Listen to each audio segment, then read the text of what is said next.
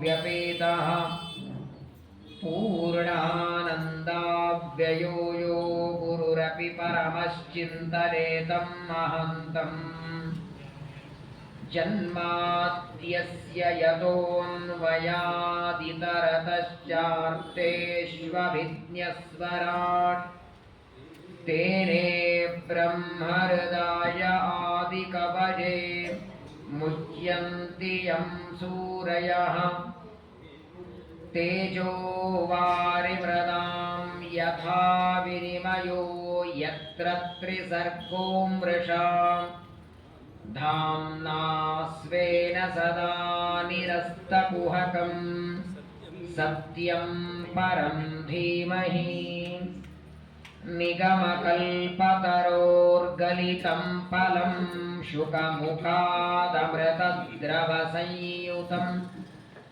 पिबत भागवतं रसमालयं मुहुरहो रसिकाः भुवि भावुकाः अशेषवाग्जाड्यमलापहन्त्री नवं नवं स्पष्टसुवाक्प्रदारिणि ममेह जिह्वाग्रसुरङ्गनर्तकी भवप्रसन्ना वदने च मे श्री यस्य त्रीण्युदितानि वेदवचने रूपाणि दिव्यान्यलं भट्टदर्शनमित्थमेव निहितं देवस्य भर्गो महत् वायो रामवचो नयं प्रथमकं प्रक्षोद्वितीयं वपुः मध्वो यत्तु तृतीयमेतदमुना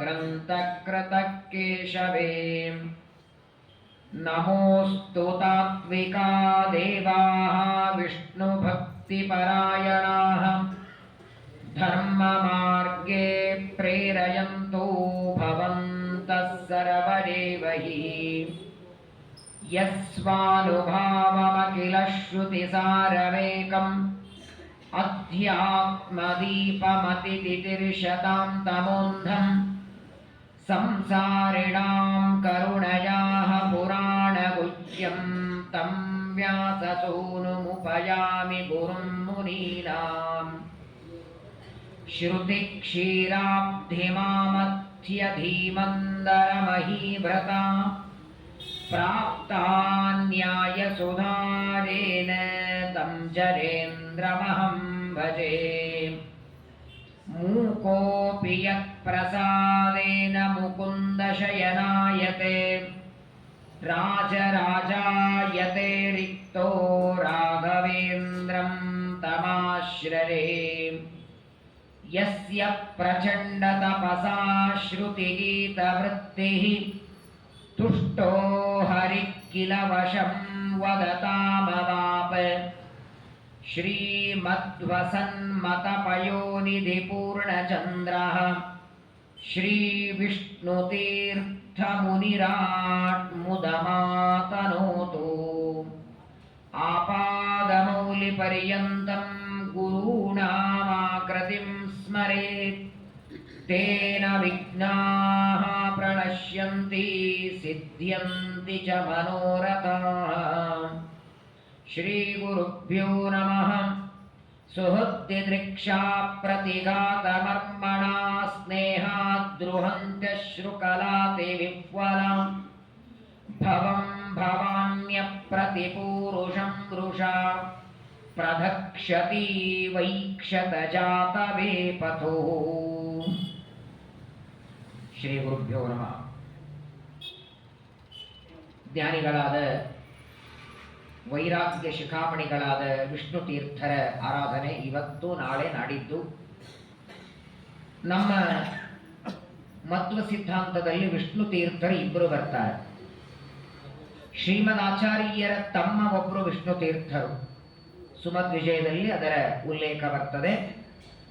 ಮಧ್ವಾಚಾರ್ಯರು ಅವತಾರ ಮಾಡಿದ ಮೇಲೆ ಒಬ್ಬ ತಮ್ಮ ಹುಟ್ಟುತ್ತಾರೆ ಆಚಾರ್ಯರಿಗೆ, ಮದ್ದಿಗೆ ಭಟ್ಟರಿಗೆ ಎರಡನೇ ಮಗ. ಅವರು ಅರ್ಜುನನ ಅಂಶದಿಂದ ಯುಕ್ತರಾಗಿ ಹುಟ್ಟಿ ಬರ್ತಾರೆ. ತಮ್ಮ ಹುಟ್ಟಿದ ಮೇಲೆ ಆಚಾರ್ಯರಿಗೆ ಸನ್ಯಾಸಕ್ಕೆ ಅನುಮತಿಯನ್ನ ತಂದೆ ತಾಯಿಗಳು ಕೊಡ್ತಾರೆ. ಮುಂದೆ ಆ ತಮ್ಮನಿಗೆ ವಿಷ್ಣು ತೀರ್ಥ ಅಂತ ನಾಮಕರಣ ಮಾಡ್ತಾರೆ. ಅವರು ಬೇರೆ. ಮಾದನೂರಿನಲ್ಲಿರುವಂತಹ ವಿಷ್ಣು ತೀರ್ಥರು ಉತ್ತರಾದಿ ಮಠದ ಸತ್ಯವರ ತೀರ್ಥ ಶ್ರೀಪಾದಂಗಳವರ ಶಿಷ್ಯರಿವರು. ಈ ವಿಷ್ಣು ತೀರ್ಥರಿಗೆ ಪೂರ್ವಾಶ್ರಮದಲ್ಲಿ ಜೈತೀರ್ಥಾಚಾರ್ಯ ಅಂತ ಹೆಸರು. ಮಲಖೇಡದ ಟೀಕಾರಾಯರ ಸೇವೆ ಮಾಡಿ ಹುಟ್ಟಿದ್ದರಿಂದ ಜೈತೀರ್ಥ ಅಂತ ಹೆಸರು. ಅರಣ್ಯಾಚಾರ್ಯರು ಅಂತ. ಒಂದು ದಾಸರ ಪದವನ್ನ ಕೇಳಿ, ಮಂಚು ಬಾರದು ಮಡದಿ ಬಾರಳು, ಕಂಚು ಕನ್ನಡಿ ಬಾರದು, ಸಂಚಿತಾರ್ಥದ ದ್ರವ್ಯ ಬಾರದು, ಮುಂಚೆ ಮಾಡಿರಿ ಧರ್ಮವ.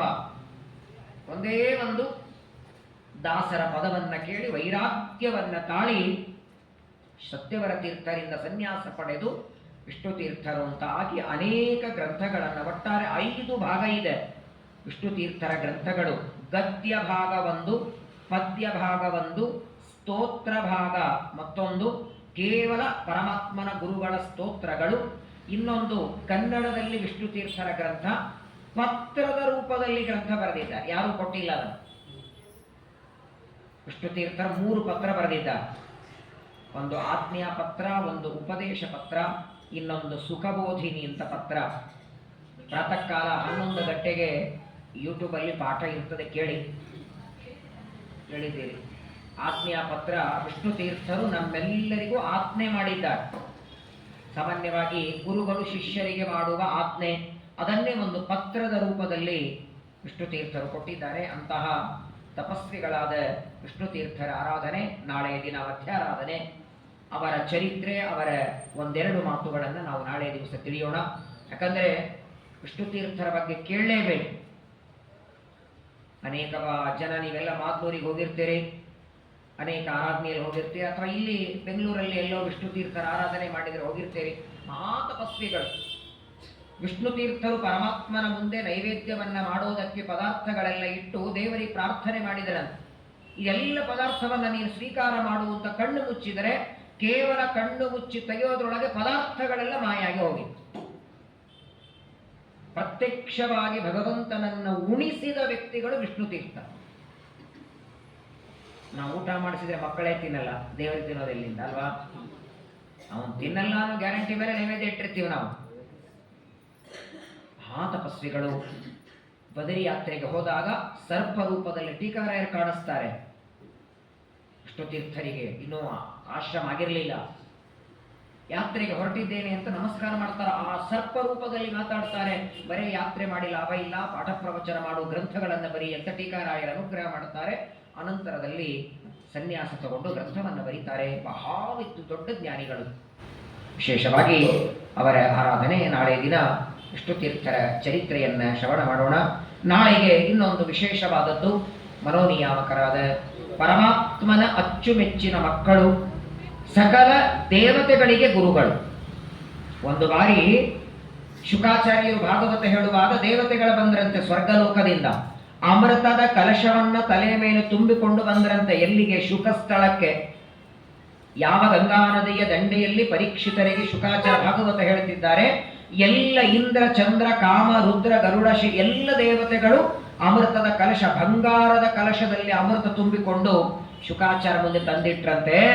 ಈ ಅಮೃತನೇ ನಿಮಗೆ ಬಿಟ್ಟು ಕೊಡ್ತೇವೆ, ನೀವೇ ಇಟ್ಕೊಳ್ಳಿ, ಇದನ್ನು ನೀವಾದ್ರೆ ಇಟ್ಕೊಳ್ಳಿ, ನಿಮ್ಮ ಶಿಷ್ಯರಿಗೆ ಒಂದೊಂದು ಸೌಟು ಬಡಿಸ್ಲಿಕ್ಕೆ ಕೊಡಿ, ಇದರ ಬದಲಿ ಆ ಭಾಗವತ ಅಮೃತ ಕೊಡಿ, ಎಕ್ಸ್ಚೇಂಜ್ ಮಾಡೋಣ ಅಂದ್ರ. ಈ ಅಮೃತ ನೀವು ತಗೊಳ್ಳಿ, ಭಾಗವತ ಅಮೃತ ನಮಗೆ ಕೊಡಿ ಅಂತ ದೇವತೆಗಳ ಬಂದು ಬೇಡಿದರೆ, ಆಗ ಶುಕಾಚಾರ್ಯ ಹೇಳಿದರಂತೆ, ಕ್ವಕಥ ಕ್ವಸುಧಾ ಲೋಕೆ ಕ್ವ ಕಾಚಃ ಕ್ವಚ ಮಣಿರ್ಮಹ. ಪದ್ಮಪುರಾಣ ಹೇಳುತ್ತೆ, ಒಂದು ಕಾಜಿನ ತುಂಡು ಕೊಡ್ತೇನೆ, ಕೊಹಿನೂರು ರತ್ನ ಕೊಡು ಅಂದ್ರೆ ಯಾರಾದ್ರೂ ಕೊಡ್ತಾರ? ದೇವಲೋಕದ ಅಮೃತ ಅದು ಕಾಜಿನ ತುಂಡಿದ್ದ ಹಾಗೆ. ಶ್ರೀಮದ್ ಭಾಗವತವೆಂಬ ಅಮೃತ ಕೊಹಿನೂರು ರತ್ನ. ದೇವಲೋಕದ ಆ ಸಮುದ್ರ ಮಥನದಿಂದ ಬಂದ ಅಮೃತ ಕೊಡುದರೆ ಮರಣ ಇಲ್ಲ, ನಿಜ. ಎಲ್ಲಿವರೆಗೆ? ಒಂದು ಕಲ್ಪ ಅಷ್ಟೇ. ಒಂದು ಕಲ್ಪದವರೆಗೆ ಮಾತ್ರ ಬದುಕೋದಕ್ಕೆ ಸಾಧ್ಯ ಅಮೃತ ಕೊಡದೆ. ಆದರೆ ಶ್ರೀಮದ್ ಭಾಗವತವೆಂಬ ಅಮೃತ ಪಾನ ಮಾಡಿದರೆ ಒಂದಲ್ಲ, ಅನಂತ ಕಲ್ಪದವರೆಗೆ ತನ್ನ ಮನೆಯಲ್ಲಿ ಇಟ್ಕೊಂಡಿರ್ತಾರೆ ದೇವರು. ಲಿಂಗದೇಹ ಭಂಗವಾಗಿ, ಪ್ರಾರಬ್ಧ ಕರ್ಮಗಳ ದೂರವಾಗಿ, ಸಂಚಿತ ಆಗಾಮಿ ಕರ್ಮಗಳು ನಾಶವಾಗಿ, ಸ್ವರೂಪದಲ್ಲಿರುವ ಆನಂದದ ಅನುಭವ ಮೋಕ್ಷ ಅದು ಕೇವಲ ಶ್ರೀಮದ್ ಭಾಗವತವೆಂಬ ಅಮೃತದಿಂದ ಸಾಧ್ಯ. ಅಂತಹ ಭಾಗವತವನ್ನ ಶುಕಾಚಾರ್ಯರ ರೂಪದಲ್ಲಿ ಪರೀಕ್ಷಿತನಿಗೆ ಉಪದೇಶ ಮಾಡಿದಂತಹ ಜ್ಞಾನಿಗಳೇ ರುದ್ರದೇವರು. ಪರೀಕ್ಷಿತನನ್ನ ಗರ್ಭದಲ್ಲಿ ಕೊಲ್ಲಬೇಕು ಅಂತ ಅಸ್ತ್ರ ಬಿಟ್ಟವರು ಅದೇ ರುದ್ರದೇವರೇ. ತಾವೇ ಗುದ್ದಿ ತಾವೇ ಹಾಸ್ಪಿಟ್ಲಿಗೆ ಸೇರಿಸೋದು ಅಂತಾರಲ್ಲ, ಹಾಗೆ ಅಶ್ವತ್ಥಾಮ ರೂಪದಿಂದ ಕೊಲ್ಲೋದಕ್ಕೆ ಬ್ರಹ್ಮಾಸ್ತ್ರ ಬಿಟ್ಟರು ಅದೇ ರುದ್ರದೇವರೇ. ಮತ್ತೆ ಅವರೇ ಶುಕಾಚಾರ್ಯರಾಗಿ 7 ದಿನ ಕೂಡಿಸ್ಕೊಂಡು ಭಾಗವತ ಉಪದೇಶವನ್ನ ಮಾಡ್ತಾರೆ. ಅಂತಹ ಮನೋನಿಯಾಮಕರಾದ ರುದ್ರದೇವರ ಕಥೆಯನ್ನ ಭಾಗವತದಲ್ಲಿ ಶ್ರವಣ ಮಾಡ್ತಾ ಇದ್ದೇವೆ. ಸತಿದೇವಿ ಯಾಕೆ ಸಂತಾನವನ್ನ ಪಡಿಲಿಲ್ಲ? ಸತಿದೇವಿಯ 15 ಜನ ಅಕ್ಕಂದ್ರಿಗೆ ಸಂತಾನ ಆಯಿತು. 13 ಜನ ಯಮಧರ್ಮನ ಮಡದಿಯರು, ಒಬ್ಬಳು ಪಿತೃದೇವತೆಯ ಹೆಂಡತಿ, ಒಬ್ಬಳು ಅಗ್ನಿದೇವರ ಹೆಂಡತಿ. ಎಲ್ಲ ಸ್ತ್ರೀಯರಲ್ಲಿ ಸಂತಾನವಾಯಿತು, ಸತಿದೇವಿಯಲ್ಲಿ ಯಾಕಾಗಲಿಲ್ಲ ಅಂತ ಮೈತ್ರೇಯರಿಗೆ ವಿದುರ ಕೇಳ್ತಾನೆ, ಶುಕಾಚಾರ್ಯರಿಗೆ ಪರೀಕ್ಷಿತ ಕೇಳ್ತಾನೆ. ಆ ಕಥೆಯನ್ನ ನಿರೂಪಣೆ ಮಾಡಿದ್ದಾರೆ. ನಿನ್ನೆ ದಿವಸ ಕೇಳಿದ್ದೇವೆ. ದೊಡ್ಡದಾದ ವಿಶ್ವಜಿತ್ ಅನ್ನುವ ಯಾಗವನ್ನ ಮಾಡುವುದಕ್ಕೆ ಸಭೆಯನ್ನ ಮಾಡಿ, ಆ ಸಭೆಯೊಳಗೆ ದಕ್ಷ ಪ್ರಜಾಪತಿ ಬರ್ತಾನೆ. ಎದ್ದು ನಿಂತು ಸ್ವಾಗತ ಮಾಡಬೇಕಾಗಿತ್ತು, ರುದ್ರದೇವರು ಹೇಳಲಿಲ್ಲ. ಅಷ್ಟೇ ಕಾರಣಕ್ಕೆ ಅವಮಾನ ಮಾಡಿ ಶಾಪ ಕೊಡ್ತಾನೆ. ರುದ್ರದೇವರಿಗೆ ದಕ್ಷ ಪ್ರಜಾಪತಿ ಶಾಪ ಕೊಟ್ರೆ, ದಕ್ಷ ಪ್ರಜಾಪತಿಗೆ ನಂದೀಶ್ವರ 2 ಶಾಪ ಕೊಡ್ತಾನೆ. ಅನಂತರ ಅಲ್ಲಿ ಕೂತ ಸಭೆಯಲ್ಲಿದ್ದ ಬ್ರಾಹ್ಮಣರಿಗೆ ನಂದೀಶ್ವರ ಶಾಪ ಕೊಡ್ತಾನೆ. ರುದ್ರದೇವರ ಸೇವಕರಿಗೆ ಭೃಗುಋಷಿಗಳು ಶಾಪ ಕೊಡ್ತಾರೆ. ಪರಸ್ಪರವಾಗಿ ಶಾಪಗಳು ನಡೆದಾಗ ಅಲ್ಲಿಂದ ಬ್ರಹ್ಮದೇವರು ಎದ್ದು ಸತ್ಯಲೋಕಕ್ಕೆ ಹೋಗ್ತಾರೆ. ರುದ್ರದೇವರು ಸಭೆಯನ್ನ ಬಿಟ್ಟು ಕೈಲಾಸ ಪರ್ವತಕ್ಕೆ ಹೊರಡುತ್ತಾರೆ. ಆದರೆ ಅಷ್ಟಕ್ಕೆ ಕೋಪ ಶಾಂತವಾಗಲಿಲ್ಲ. ಇನ್ನೂ ರುದ್ರದೇವರ ಮೇಲೆ ಹೆಚ್ಚು ಕೋಪ ಬಂತು. ಬೃಹಸ್ಪತಿ ಅನ್ನುವ ಯಾಗವನ್ನ ಮಾಡಬೇಕು ಅಂತ ಸಂಕಲ್ಪ ಮಾಡಿ ಎಲ್ಲ ದೇವತೆಗಳ ಮನೆ ಮನೆಗೆ ಹೋಗಿ ಆಮಂತ್ರಣ ಕೊಟ್ಟು ಬರ್ತಾನೆ ದಕ್ಷ ಪ್ರಜಾಪತಿ. ಆ ದೇವತೆಗಳು, ಅವರ ಮಡದಿಯರು, ಅವರ ಮಕ್ಕಳು, ಅವರ ಶಿಷ್ಯರು ಸಪರಿವಾರವಾಗಿ ಎಲ್ಲರೂ ದಕ್ಷ ಪ್ರಜಾಪತಿ ಯಜ್ಞಕ್ಕೆ ಬರ್ತಾ ಇದ್ದಾರೆ. ದೊಡ್ಡ ಯಜ್ಞ ಮಂಟಪ, ಎಲ್ಲರಿಗೆ ಕೂಡುವುದಕ್ಕೆ ಪ್ರತ್ಯೇಕವಾದ ಆಸನಗಳು, ಉಪಚಾರಗಳು. ಎಲ್ಲ 15 ಜನ ಅಕ್ಕಂದ್ರಿಗೆಲ್ಲ ಆಮಂತ್ರಣ ಇದೆ, ಸತಿದೇವಿಗೆ ಮಾತ್ರ ಆಮಂತ್ರಣ ಇಲ್ಲ. ಸತಿದೇವಿ ಬಂದು ರುದ್ರದೇವರಿಗೆ ಪ್ರಾರ್ಥನೆ ಮಾಡುತ್ತಾಳೆ, ನಾವು ಹೋಗೋಣ. ತಂದೆ ತಾಯಿಗಳ ಮನೆಗೆ ಹೋಗೋದಕ್ಕೆ ಆಮಂತ್ರಣ ಬೇಕಾಗಿಲ್ಲ, ಯಾಕೆ ಹೋಗಬಾರದು ಅಂತ ಗಂಡ ಹೆಂಡತಿಯರ ಮಧ್ಯದಲ್ಲಿ ಅನೇಕ ಮಾತುಗಳು. ಇದರ ವಿಸ್ತಾರವಾಗಿ ಮಹಾಭಾರತದ ಅನುಶಾಸನ ಪರ್ವದಲ್ಲಿ ಉಮಾ ಮಹೇಶ್ವರ ಸಂವಾದ ಅಂತ ಬಹಳ ದೊಡ್ಡದು. ಪಾರ್ವತಿ ದೇವಿಯ ಪ್ರಶ್ನೆ, ರುದ್ರದೇವರ ಉತ್ತರ. ಕೊನೆಗೆ ಆ ಗಂಡ ಹೆಂಡತಿಯರಲ್ಲಿ ಅನೇಕ ಮಾತುಗಳಾಯಿತು. ಯಾಕೆ ಎದ್ದು ನಿಂತು ಸ್ವಾಗತ ಮಾಡಲಿಲ್ಲ ಅಂತ ರುದ್ರದೇವರಿಗೆ ಪಾರ್ವತಿ ಸತಿದೇವಿ ಕೇಳಿದರೆ, ರುದ್ರದೇವರಂತಾರೆ, ಪಕ್ಕದಲ್ಲಿ ಬ್ರಹ್ಮದೇವರು ಕೂತಿದ್ದಾರೆ. ಬ್ರಹ್ಮದೇವರಲ್ಲಿ ಅಂತರ್ಯಾಮಿ ವಾಸುದೇವ ರೂಪಿ ಪರಮಾತ್ಮ ಇದ್ದಾರೆ. ಆ ಬ್ರಹ್ಮಾಂತರ್ಗತವಾದ ರೂಪ ಕೂತಿರುವಾಗ ನಿಮ್ಮಪ್ಪನ ತಂದೆಯಲ್ಲಿರುವ ರೂಪಕ್ಕೆ ನಾನು ಸ್ವಾಗತ ಮಾಡಿದರೆ ಇಲ್ಲಿ ಆ ರೂಪದ ಪಾಪ ಅವಮಾನ ಮಾಡಿದ ಪಾಪ ಬರ್ತದೆ ಅಂತ ನಾನು ಹೇಳಲಿಲ್ಲ.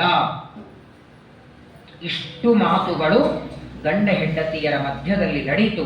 ಇಷ್ಟಾದರೂ ಸತಿದೇವಿ ಅರ್ಥ ಮಾಡ್ಕೋಬೇಕಾಗಿತ್ತು. ಈಗ ತವರ ಮನೆಗೆ ಹೋಗೋದಕ್ಕೆ ಗಂಡನ ಮನಸ್ಸಿಗೆ ಇಚ್ಛೆ ಇಲ್ಲ. ಹಾಗಾದ್ರೆ ಬಿಡಬೇಕಾಗಿತ್ತಲ್ವೇ? ಇಷ್ಟೊತ್ತು ವಾದ ವಿವಾದ ನಡೆದ ಮೇಲೆ ಪರವಾಗಿಲ್ಲ ಹೋಗೋಣ ನಡಿ ಅಂತ ರುದ್ರದೇವರ ಅಂದಿದ್ರೆ ಸತಿದೇವಿನೂ ಒಂದು ಜೊತೆಗೆ ಹೋಗಬೇಕು. ಇಷ್ಟು ಮಾತುಗಳಾದರೂ ರುದ್ರದೇವರು ಬೇಡ ಅಂದ ಮೇಲೆ ಗಂಡನ ಮನಸ್ಸು ಅರ್ಥ ಮಾಡಿಕೊಳ್ಳಬೇಕಾಗಿತ್ತು ಸತಿದೇವಿ. ಕೊನೆಗೆ ನಾನು ಹೊರಡುತ್ತೇನೆ ಅಂತ ಸಿದ್ಧಾಗ್ತಾಳೆ. ಸುಹೃದ್ದಿ ದೃಕ್ಷು ಪರಿಶಂಕಿತಾ ಭವಾನ್ ನಿಷ್ಕ್ರಾಮತಿ ನಿರ್ವಶತಿ ದ್ವಿಧಾಚಸ. ಸತಿದೇವಿಗೆ ಗಂಡನಾದ ರುದ್ರದೇವರ ಅಭಿಪ್ರಾಯ, ಅವರ ಇಚ್ಛೆ ಅರ್ಥ ಆಗಲಿಲ್ಲ. ತಂದೆ ತಾಯಿಗಳನ್ನ ನೋಡುವ ತವಕ, ಅಕ್ಕಂದರನ್ನ ನೋಡುವ ತವಕ, ಅಷ್ಟು ದೊಡ್ಡದಾದ ಯಜ್ಞದಲ್ಲಿ ತಾನು ಭಾಗವಹಿಸಬೇಕನ್ನುವ ಮನಸ್ಸಿನ ತವಕ ಹೆಚ್ಚಾಯಿತು. ಹಾಗಾಗಿ ಗಂಡನಾದ ರುದ್ರದೇವರನ್ನ ಬಿಟ್ಟು ಹೊರಡೋದಕ್ಕೆ ಶುರು ಮಾಡುತ್ತಾಳೆ. ಹೊರಟ್ಲಂತೆ. ನೀವು ಬರೋದಾದ್ರೆ ಬಿಡಿ, ಇಲ್ಲ ಅಂದ್ರೆ ಬಿಡಿ, ನಾನು ಹೊರಡುತ್ತೇನೆ ಅಂತ ಒಬ್ಬಳೇ ಹೊರಟಿದ್ದಾಳೆ. ಇಲ್ಲಿ ನೋಡಿ, ಹೆಂಡತಿ ತನ್ನನ್ನ ಬಿಟ್ಟು ಹೋಗ್ತಿದ್ದಾಳೆ. ರುದ್ರದೇವರಂತಾರೆ ಹೋಗ್ಬೇಡ ಅಂದ್ರು, ತಡೀತಾರೆ. ಹೋದರೆ ನೀನ್ ತಿರುಗಿ ಬರಲ್ಲ, ನೀನು ಹೆಣ ಬರುತ್ತೆ ಅಂತಾರೆ. ಇಷ್ಟಾದರೂ ಸತಿದೇವಿ ಹೊರಡ್ತಾಳೆ. ಸಾಮಾನ್ಯವಾಗಿ ಗಂಡ ಹೆಂಡತಿಯಲ್ಲಿ ಈ ತರಹದ ಜಗಳ ವೈಮನಸ್ಸೆ ಬರುತ್ತೆ. ಏನೋ ಸಿಟ್ಟಿನಿಂದ ಹೆಂಡತಿ ತವರ ಮನೆ ಹೊರಟ್ರೆ ತಡಿಬೇಕಾದದ್ದು ಗಂಡನ ಧರ್ಮ. ಒಂದು ಸಲ ಎರಡು ಸಲ ತಡೆದ್ವಿ, ಕೇಳಿಲ್ಲ, ಹೋಗ್ಲಿ ಬಿಟ್ಟಿವ್ರಿ ನಾವು, ಎಷ್ಟು ಸಲ ತಡಿತಾರೆ? ಅಲ್ಲ, ಅವರು ಹೋಗದೆ ಇಲ್ಲಿ ನೋಡಿ, ರುದ್ರದೇವರು ಒಂದು ಬಾರಿ ಸತಿದೇವಿಗೆ ಹೇಳಿದ್ರು ಬೇಡ ಅಂತ. ಇಲ್ಲ, ನಮ್ಮ ತಂದೆ ತಾಯಿಗಳ ನೋಡುವ ಅಪೇಕ್ಷೆ ಇದೆ, ಆ ಯಜ್ಞ ನೋಡುವ ಅಪೇಕ್ಷೆ ಇದೆ, ನಾನು ಹೋಗ್ತೇನೆ. ಎರಡನೇ ಬಾರಿ ತಡಿಬೇಕಾಗಿತ್ತು, ಯಾಕೆ ತಡಿಲಿಲ್ಲ ರುದ್ರದೇವರು?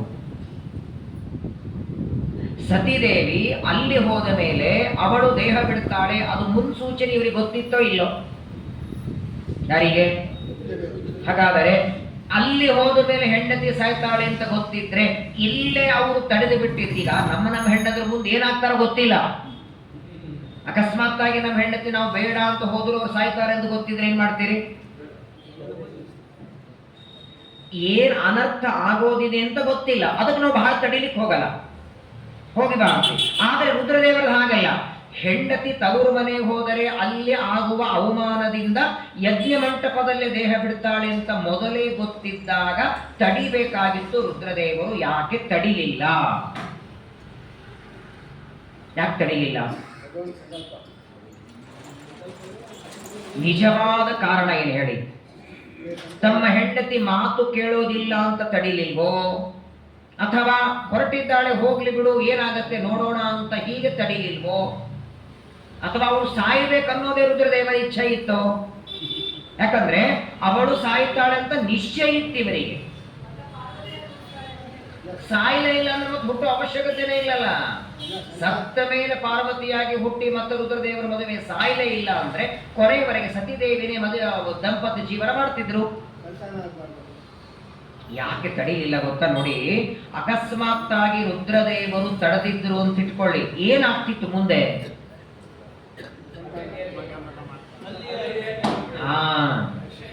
ಸತಿದೇವಿಯನ್ನ ತವರು ಮನೆಗೆ ಹೋಗಬೇಡ ಅಂತ ರುದ್ರದೇವರು ತಡೆದಿದ್ರೆ ಗಂಡ ತವರ ಮನೆಗೆ ಹೋಗೋದಕ್ಕೆ ಗಂಡ ಅನುಮತಿ ಕೊಟ್ಟಿಲ್ಲ ಅನ್ನುವ ದುಃಖದಿಂದ ಏನೋ ಅನಾಹುತ ಮಾಡಿಕೊಂಡು ಅವಳು ಅಲ್ಲೇನೆ ಪ್ರಾಣ ಬಿಡ್ತಿದ್ಲು. ಎಲ್ಲಿ? ಕೈಲಾಸದಲ್ಲಿ. ಅಕಸ್ಮಾತ್ ಆಗಿ ರುದ್ರದೇವರ ಮನೆಯಲ್ಲಿ ಸತಿದೇವಿ ಸತ್ರೆ ಮಗಳ ಮರಣಕ್ಕೆ ಕಾರಣ ಯಾರಾದರೂ?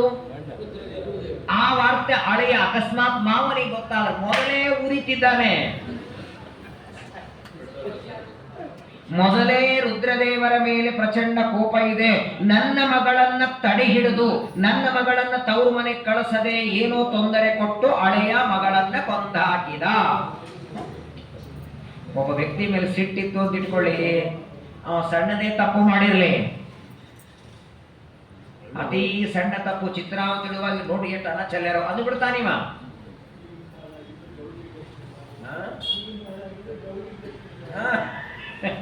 ಡೆತ್ ಅಂತ ಹೇಳಿ ರುದ್ರದೇವರೊಳಗೆ ಹಾಕ್ಬಿಡೋದೆ.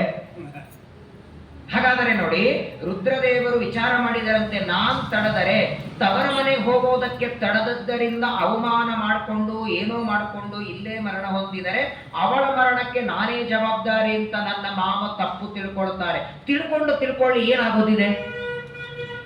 ಏನ್ ಮಾಡ್ತಾರೆ? ಬಹಳ ಆದರೆ ನನ್ನ ಮಗಳ ಮರಣಕ್ಕೆ ನೀವೇ ಕಾರಣ ಅಂತ ರುದ್ರದೇವರನ್ನು ಒಂದೆರಡು ಮಾತು ಅಂದ್ರು ಅಂದ. ರುದ್ರದೇವರಿಗೆ ಹಾನಿ ಏನಿದೆ ಅದರಿಂದ ಹೇಳಿ? ದಕ್ಷ ಪ್ರಜಾಪತಿ ರುದ್ರದೇವರಿಗೆ ನನ್ನ ಮಗಳ ಮರಣಕ್ಕೆ ನೀವೇ ಕಾರಣ ಅಂತ ಅವರ ಮುಂದೆ ರುದ್ರದೇವರ ಮುಂದೆ ಹೇಳಿದ್ರಲ್ಲ, ಎಲ್ಲ ಕಡೆಗೆ ಡಂಗರ ಹೊಡಿತಾನೆ. ಅಪಕೀರ್ತಿ, ಅವಮಾನ, ಅಪಕೀರ್ತಿ ಅನ್ನೋದಿದೆ ನೋಡಿ, ಅದು ಅತ್ಯಂತ ಭಯಾನಕವಾದದ್ದು. ಮತ್ತೊಂದು ಪ್ರಶ್ನೆ ಬರ್ತದೆ, ಬಂದ್ರೆ ಬರಲಿ, ಅಪಕೀರ್ತಿ ಏನಾಗೋದಿದೆ? ಯಾರೋ ಬೈತಾರೆ, ಯಾರೋ ಅಂತ ಈ ಜಗತ್ತೊಳಗಿಲ್ವಾ? ಎಂಥೆಂಥವರಿಗೆ ಅಪಕೀರ್ತಿಗಳು ಬರ್ತಾ ಇದೆ. ಒಳ್ಳೆ ಸಮಾಜದೊಳಗೆ ದೊಡ್ಡ ವ್ಯಕ್ತಿಗಳು, ಗಣ್ಯ ವ್ಯಕ್ತಿಗಳು, ಸುಮಾರು 50 ಕೋಟಿ ಜನ ಕುಂಭಮೇಳದಲ್ಲಿ ಸ್ನಾನ ಮಾಡಿ ಅಷ್ಟೆಲ್ಲ ವ್ಯವಸ್ಥೆ ಮಾಡಿದ ಸರ್ಕಾರಕ್ಕೆ ಅಪಕೀರ್ತಿ ಇಲ್ವಾ? ಅವ್ರು ಸತ್ತವರು ಇವರು ಸತ್ತರು, ಅದನ್ನು ಚಿಟ್ರು ಇದನ್ನು ನೋಡಿ. ಪ್ರಪಂಚದೊಳಗೆ ಹೊಗಳೋರಕ್ಕಿಂತ ಬೈಯೋರು ಹೆಚ್ಚಿದ್ದಾರೆ. ಆದರೆ ಅಕಸ್ಮಾತ್ತಾಗಿ ದಕ್ಷ ಪ್ರಜಾಪತಿ ಎಲ್ಲ ಕಡೆಗೆ ಅಪಕೀರ್ತಿ ಮಾಡಿದರೆ ಮಾಡಲಿ ಅಂತ ಬಿಡಬೇಕು.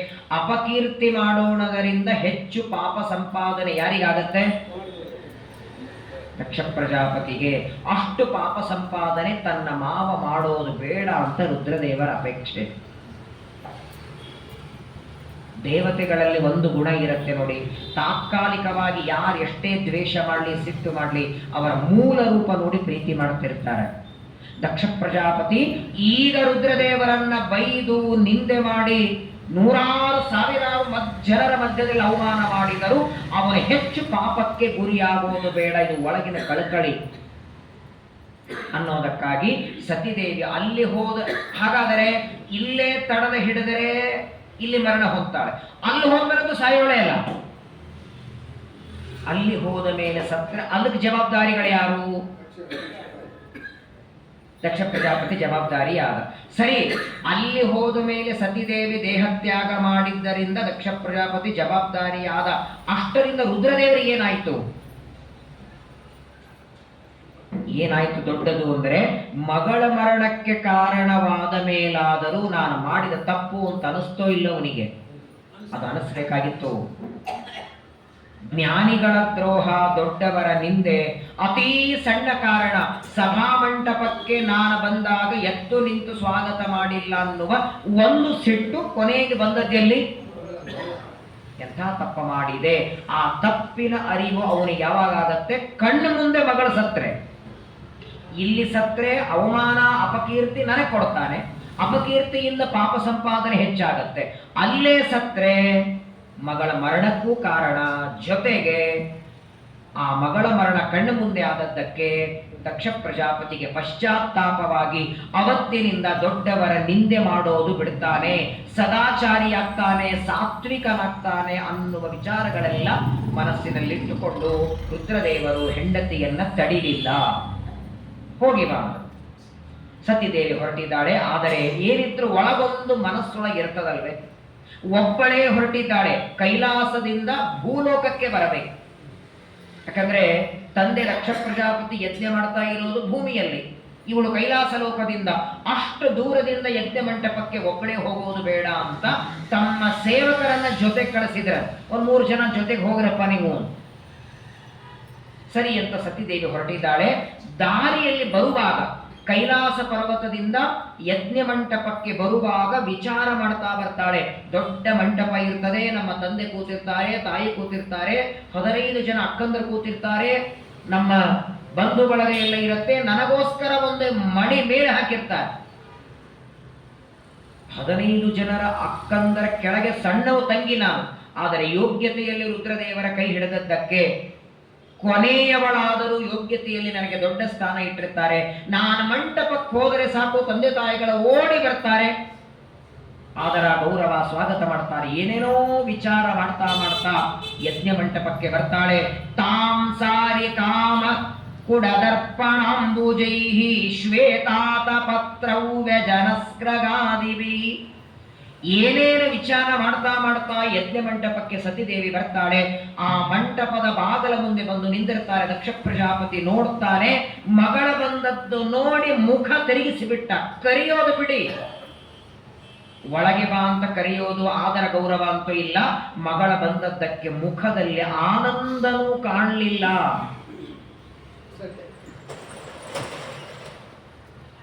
ಅಕಸ್ಮಾತ್ತಾಗಿ ಮಗಳು ಮನೆಗೆ ಬಂದ್ರೆ ಎಷ್ಟು ಆನಂದ ತಂದೆ ತಾಯಿಗಳಿಗೆ ಆಗತ್ತೆ.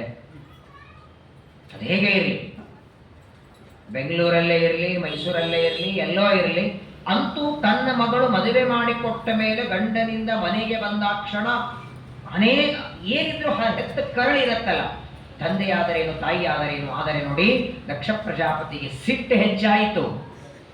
ರುದ್ರದೇವರ ಮೇಲಿನ ಕೋಪ ಎಷ್ಟು ಹೆಚ್ಚಾಯಿತು ಅಂದ್ರೆ, ಮಗಳನ್ನ ನೋಡ್ಲಿಲ್ಲ, ಸ್ವಾಗತ ಮಾಡಲಿಲ್ಲ. ಆದರೆ ಪಕ್ಕದಲ್ಲಿ ಕೂತಂತಹ ಪ್ರಸೂತಿ, ದಕ್ಷ ಪ್ರಜಾಪತಿಯ ಹೆಂಡತಿ ಸತಿದೇವಿಯ ತಾಯಿ, ಎದ್ದು ಓಡಿ ಬರ್ತಾಳೆ ಹೊರಗೆ. ಏನಿದ್ರು ತಾಯಿ ಕರಳೆ ಬೇರೆ. ಹೊರಗೆ ಬರ್ತಾಳೆ, ಒಳಗೆ ಬಾ ಅಂತ ಕರಿತಾಳೆ, ಮಗಳನ್ನ ಕೂಡಿಸ್ತಾಳೆ. ಆಗಾಗಲೇ ನೋಡಿ, ಮೊದಲನೇ ಮಂಗಳಾರತಿ ಬಾಗಲಲ್ಲೇ ಆಯ್ತಲ್ಲ. ತಂದೆ ಕರೀಲಿಲ್ಲ, ನೋಡ್ಲಿಲ್ಲ, ಮಾತಾಡಿಸ್ಲಿಲ್ಲ, ಪರವಾಗಿಲ್ಲ. ತಾಯಿ ಕರೆದಿದ್ದಾಳೆ, ಏನೋ ಬಂದಿದ್ದಾಳೆ, ಒಳಗೆ ಮಣೆ ಹಾಕಿದ್ದಾರೆ, ಕೂತಿದ್ದಾಳೆ. ಯಜ್ಞ ಪ್ರಾರಂಭ ಆಯಿತು. ಯಜ್ಞದಲ್ಲಿ ಪ್ರಾರಂಭದಲ್ಲಿ ಎಲ್ಲ ದೇವತೆಗಳಿಗೆ ನಾವೇ ನೋಡಿ, ಈಗ ನಾವೆಲ್ಲರೂ ಯಜ್ಞ ಮಾಡುವಾಗ ಅಡಿಕೆ ಬಟ್ಟೆ ಇಟ್ಟು ಪೂಗಿ ಫಲದಲ್ಲಿ ಆವಾಹನೆ ಮಾಡ್ತೇವೆ. ಹಿಂದೆಲ್ಲ ಆಗಿರ್ಲಿಲ್ಲ. ಯಜ್ಞ ಅಂದ್ರೆ ಇಂದ್ರ ಯಸ್ವಾಹ ಅಂದಾಗ ಇಂದ್ರದೇವರು ಬರಬೇಕು, ಹೀಗೆ ಕೈ ಮಾಡುತ್ತಿದ್ರು, ಅವ್ರಿಗೆ ಆಹುತಿ ಕೊಡ್ತಿದ್ರು. ಪ್ರತ್ಯಕ್ಷವಾಗಿ ದೇವತೆಗಳನ್ನ ಕರೆದು ಅವರ ಕೈಯಲ್ಲಿ ಆಹುತಿ ಕೊಡಬೇಕು. ಕರೆದ್ರೆ ಬರ್ತಿದ್ರಂತೆ ದೇವತೆಗಳು. ಇವಾಗ ಕರೆದ್ರೆ ಬಳಗದವರೇ ಬರಲ್ಲ, ದೇವತೆಗಳೆಲ್ಲಿಂದ ಬರಬೇಕು. ಕರೆಯುವಷ್ಟು ನಮ್ಮಲ್ಲಿ ಇಲ್ಲ, ನಮ್ಮ ಮಡಿ ಮೇಲಿಗೆ ನೋಡಿ ಬರೋದೇ ಇಲ್ಲ ಅವರು. ಹಾಗಾಗಿ ಅದನ್ನು ಅಡಿಕೆಯಲ್ಲಿ ದೇವತೆಗಳ ಆವಾಹನ ಮಾಡಿ ಅಗ್ನಿಯಲ್ಲಿ ಹೋಮ ಮಾಡುವ ಪದ್ಧತಿ. ಎಲ್ಲ ದೇವತೆಗಳನ್ನ ಕರೀತಾರೆ ಮಂತ್ರಪೂರ್ವಕವಾಗಿ. ಇನ್ನೇನು ರುದ್ರದೇವರಿಗೆ ಹೇಳಬೇಕು ಮಂತ್ರ ಸಾಕು ಅಂದ. ಮಂತ್ರ ಹೇಳೋ ಪುರೋಹಿತರಿಗೆ ಹೇಳ್ತಾನೆ, ಬೇಡ, ರುದ್ರದೇವರನ್ನ ಬಿಟ್ಟು ಅದರ ಮುಂದೆ ಬರುವ ದೇವತೆಗಳಿಗೆಲ್ಲ ಆಹುತಿ ಕೊಡಿ. ಅಳೆಯನಾದ ರುದ್ರನಿಗೆ ನನ್ನ ಯಜ್ಞದಲ್ಲಿ ಆಹುತಿ ಇಲ್ಲ. ಅಲ್ಲಿಯವರೆಗೆ ಬಂದಾಗ ಆದರ ಇಲ್ಲ, ಮಾತಾಡಿಸ್ಲಿಲ್ಲ, ಕರೀಲಿಲ್ಲ, ಒಳಗೆ ಕೂಡುವಲ್ಲಿಲ್ಲ, ಯಾವುದೇ ಗೌರವ ಇಲ್ಲ. ತನಗೆ ಗೌರವ ಮರ್ಯಾದೆ ಕೊಡದೇ ಇದ್ದರೂ ಸತಿದೇವಿ ಕೋಪ ಮಾಡಿಕೊಂಡಿರಲಿಲ್ಲ. ಆದರೆ ಯಾವಾಗ ಯಜ್ಞ ಮಂಟಪದಲ್ಲಿ ಅರುದ್ರಭಾಗಂ ತಮವೇಕ್ಷ ಚಾಧ್ವರಂ ಪಿತ್ರಾಚ ದೇವೇ ಕೃತಹೇಲನಂ ವಿಭೋ, ನಿಜವಾದ ಪತಿವ್ರತ ಅಂತ ಯಾರನ್ನ ಕರಿಬೇಕು? ತನಗೆ ಬೈದಾಗ ಬರುವ ಕೋಪಕ್ಕಿಂತಲೂ ಹೆಚ್ಚಿನ ಕೋಪ ಗಂಡನನ್ನ ಬೈದಾಗ ಬರುತ್ತೆ ನೋಡಿ. ಅದು ತಂದೆನೇ ಆಗಿರ್ಲಿ, ತಾಯಿನೇ ಇರಲಿ, ತನ್ನ ಗಂಡನಿಗೆ ಬೈದಾಗ ಹೆಚ್ಚು ಕೋಪ ಬಂದ್ರೆ ಅವಳನ್ನ ಪತಿವ್ರತ ಸ್ತ್ರೀ ಅಂತ ಕರಿಬೇಕು. ಪರವಾಗಿಲ್ಲ, ನಮಗಂತೂ ಬೈಲಿಕ್ಕಾಗಲ್ಲ, ಇನ್ನೂ 4 ನೀವೇ ಬೈರಿ, ಯಾಕೋ ಸಿಕ್ಕಿದೆ, ಅವಕಾಶ ಇದೆ, ಇನ್ನೊಂದು 4 ಹೇಳಿ. ಬಯಸೋ ಹೆಣ್ಮಕ್ಳು ಬೇಕಾದ ಜನ ಸಿಗ್ತಾರೆ. ಸತಿದೇವಿ ಹಾಗಿರ್ಲಿಲ್ಲ. ಯಾವ ಯಜ್ಞ ಮಂಟಪದಲ್ಲಿ ತನ್ನ ಗಂಡನಾದ ರುದ್ರದೇವರಿಗೆ ಆಹುತಿ ಇಲ್ಲ, ಯಾವಾಗ ರುದ್ರದೇವರಿಗೆ ಬೇಡ ಅಂತ ದಕ್ಷ ಪ್ರಜಾಪತಿ ಅಂತಾನೆ, ನಿಲ್ಲಿಸಿ ಯಜ್ಞ ಅಂತಾಳೆ, ಎದ್ದು ನಿಲ್ಲುತ್ತಾಳೆ. ಏನೋ 20, 30, 50 ಜನ ಅಲ್ಲ. ದಕ್ಷ ಪ್ರಜಾಪತಿಯ ಯಜ್ಞ ಮಂಟಪದಲ್ಲಿ 100,000 ಲಕ್ಷ ಲಕ್ಷ ಋಷಿಗಳು, ಮುನಿಗಳು ಸ್ತಬ್ಧ, ಎಲ್ಲರೂ ಸುಮ್ಮನೆ ಕೂತಿದ್ದಾರೆ. ಎದ್ದು ನಿಂತಿದ್ದಾಳೆ. ಸಭಾಮಂಟಪದಲ್ಲಿ ಎದ್ದು ನಿಂತು ತಂದೆಯನ್ನ ನೋಡಿ ಮಾತಾಡ್ತಾಳೆ.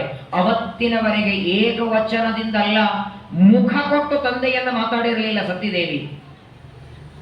ಅವತ್ತು ಹೇಳ್ತಾಳೆ, ತಂದೆಗೆ ಹೇಳ್ತಾಳೆ, ಸ್ವತೇಜಸಾ ಭೂತಗಣಾನ್ ಸಮುತ್ಥಿತಾನ್ ನಿಗೃಹ್ಯ ದೇವಿ ಜಗತೋಭಿಷಣ್ವತಃ.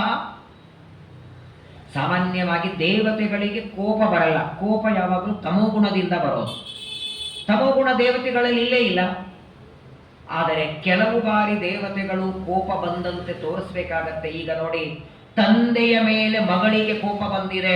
ಆ ಸಿಟ್ಟಿನಿಂದ ಕಣ್ಣು ಕೆಂಪು ಮಾಡ್ತಾ, ಹಲ್ಲು ಕಡಿತಾ ತಂದೆಗಂತಾಳೆ, ಗಂಡನಾದ ರುದ್ರದೇವರಿಗೆ ಆಹುತಿ ಕೊಟ್ಟಿಲ್ಲ ಅಂತ ನಾನು ಕೋಪ ಮಾಡ್ತಿಲ್ಲ,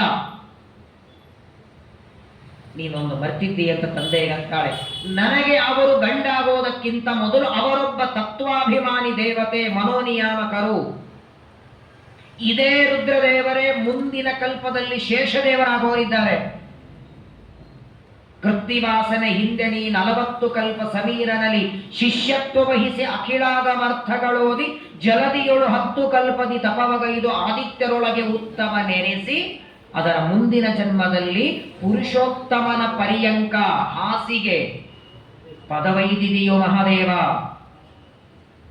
ಇವತ್ತಿಗೂ ಇಂದ್ರಾದಿ ದೇವತೆಗಳೆಲ್ಲ ರುದ್ರದೇವರಿಂದ ಪಾಠ ಓದ್ತಾರಂತೆ.